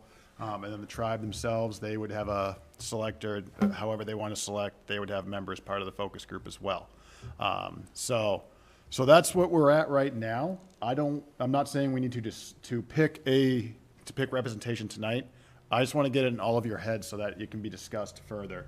I would hope probably in January, if not February, so that we can start organizing some focus group meetings sometime in the spring. And then we can go into the summer with more of an idea of what we want or what is needed or what is the best pathway. So the main thing that came about this is that when I have been reviewing cultural respect easements, when I have been reviewing co-management, when I have been reviewing a whole bunch of things to do with tribal law and to tribal land, I didn't find that cultural respect easements for all conservation properties in town was 100% appropriate for the town. One, the tribe has, they have access to not just town properties, but properties as their, what do they call it, sustenance rights within the state. Yes, Aboriginal rights, there we go. Just lost for the word. So they already have those in the state. And in the town, they already have rights as well to do things on town property, state property that no one else can do in the state. A lot of it is related to hunting. So because of that, I felt that co-management was a much more appropriate measure for our purposes here, but also for the tribe's purposes. One, obviously money always comes into big question. All right, if you're talking about co-management, you're going to be talking about money at some point. And this is an opportunity where we can actually co-manage and not have to have swapping of money or even things of that nature. Because the tribe has capacity when it comes to members to assist, and the town has capacity when it comes to organizing and getting things facilitated. So we have those capacities. The town needs more assistance because we have an extremely large amount of conservation land and an extremely large amount of trails. So anything we can do that can help us maintain these properties that's not costing us money, that's also at the same time building a community good and building relationships within the community, I think is something we should be doing. And the other aspect is the tribe should have, they should have onus. They should have a part of these properties. I don't need to get into the background of that on why. I think it's very clear. Way back when, before any of us, they had access and they had onus to them. And that's the bottom line. So because of that, they should be having access. Also because they are stewards of the land, and the holistic ways in which they operate and the holistic ways in which they can recommend things to be done are something that I feel this town needs to be taking far more advantage of. And I think that having a co-collaboration with them on managing of these properties can pursue those goals greater, not just for property management, but also for restoration, also for working together in town on multiple projects, whether it be restoration, whether it be farming, whether it be roads or whatnot. So I think that's something that we should take advantage of. So I wanted to get that in your heads tonight. There will be needing 2 to 3 members for a focus group that the commission's going to have to discuss on how they want to organize that. So. Sounds great. Yeah, and then anything on that focus group, I would just hope I can be involved just to facilitate the scheduling, facilitate that also with whatever agreement or whatever is going to come legally from it, to make sure that's all sound and set before not just our town council, but also the tribe's council. Because that's that's the sovereign government of the tribe as well as the town that has to have legal agreements in this. It can't just be something we just shake hands on. So it has to be binding so it can be strong. Great. Okay. Any comments from the public?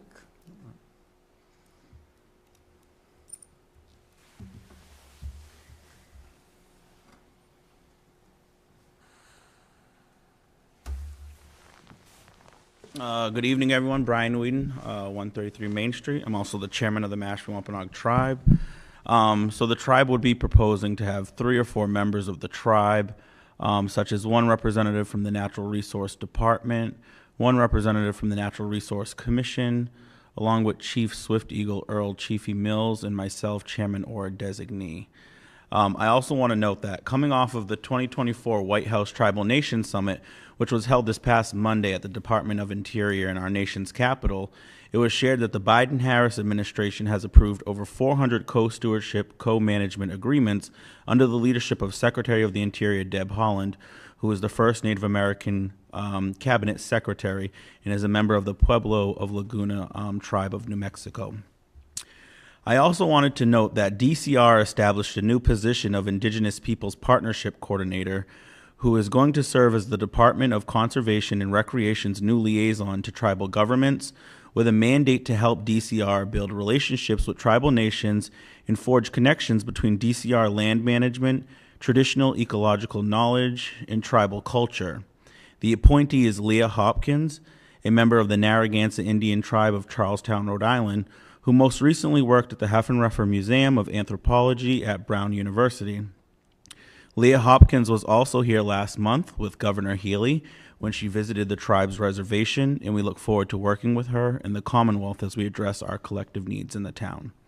I also want to note that the tribe is also working on establishing a small working group to work on the same initiatives with the National Seashore around co-management and co-stewardship. And also, if there's any questions, I can answer if there's anyone that you have for the tribe. Great. So I guess my question would be, do we have a target date where we could have this focus group from both sides look at to begin? Rather than just say, I want you to think about it. We've been talking quite a bit about this. I'd like to see a subcommittee from this commission come forward at our next meeting. Okay. And then I don't know what the time frame is for the tribe, but we should try to focus on a first date to begin, just so we all have that target, and it doesn't, we don't get bogged down with something else and it ends up being in the background. So did you have something in mind, Brian, as in terms of a time frame? I think at this point in time, the tribe can identify the members, and once you all identify who would be on that, I can have a representative come to the next meeting when you all appoint it, so that you all know who would be on there from the tribe. Assuming it might be the natural resource director like Jason Steiding, but it could also be Dale Oakley, the assistant director. I'm not really sure at this point in time. And then Vernon Pocknett, or Buddy Pocknett, is the chair of the Natural Resource Commission, but I don't know if he would be involved or somebody else from the commission, so that's probably how it would go. Okay. So let's target January 9th. All right, so we'll target for January 9th. I will be in communication to see if we can lock down a hard date, so we have a more idea on January 9th. But January 9th, we'll put it on the agenda for discussion. The commission will decide who then, and then we will decide for a date from there, and hopefully you can have a representation here on January 9th. Okay, thank you. I also want to acknowledge Dan for all the work that he's done. He did say that this is a priority for him. That's at the top of his list of things to do on his desk and his duties. And it was nice of him to come to the tribe and meet with us and build those relationships. So definitely good to have the relationship and improve that relationship between, you know, the tribe and the town, and look forward to working with you all. Thank you. Great. Thank you for all the work that you do, because it wasn't too long ago I was sitting in your seats. So. Thanks, Brian. Thank you, Thank you, Chairman. Brian. Chairman. Okay. So I would suggest for commissioners, if you're at all interested, to just shoot Dan an email. Yes, please You're do. going to head this up. Please do. If you're interested, send me an email. If we get 3, then it's 3, and if we get more than that, then we'll further the discussion from there. Yep. Okay, great. Updates. Is there anything on here that needs our specific attention? Because it is getting late. Yeah, there's a couple of things I just wanted to update the commission on that list of updates. Upper Quadrant restoration. So I would like to, I'm working with Horsley Witten Group and APCC on identifying key stakeholders for the Upper Quadrant restoration, where we left off with conceptual plans. So they're going to assemble a list of stakeholders, and I'd like to identify a future meeting date, you know, to host a public interaction forum to get feedback on where we're at with the current conceptual level plans, and get the ball rolling on that initiative. Now that Chop Shake is in the construction phase, we have more time to take up Upper Quadrant now, and with the additional funding from NOAA, which is substantial, it's in the millions, we can expand that project. But we want to, you know, review where we're at currently with key stakeholders, and look at possible expansion of that restoration scope. So just wanted to update the commission on that. And speaking of Chop Shake, as I said, construction has begun, so the back bog cell that's more landward from the shoreline of the pond has been excavated out. If anyone has the opportunity to go out there and check it out, it's really amazing work that's taking place with Sumco, the contractor we hired for restoring these bogs to wetlands.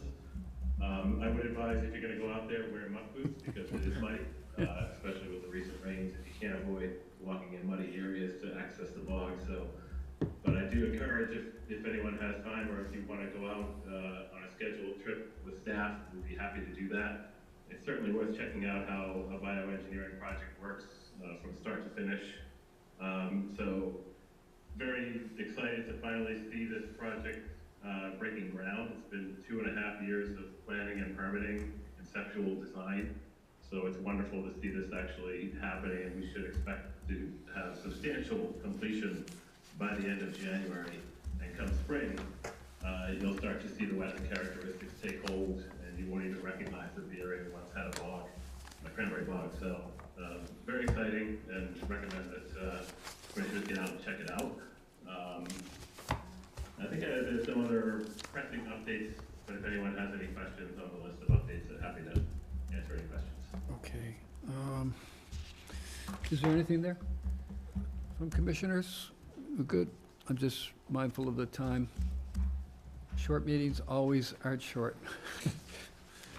I don't have anything under communication or additional topics, so if there is a motion to adjourn, I would So accept moved. that. Thank you, Steve. Second? Thank you, Sandy. Roll call vote. Steve? Yes. Sarah? Yes. Sandy? Yes. And I vote yes as well.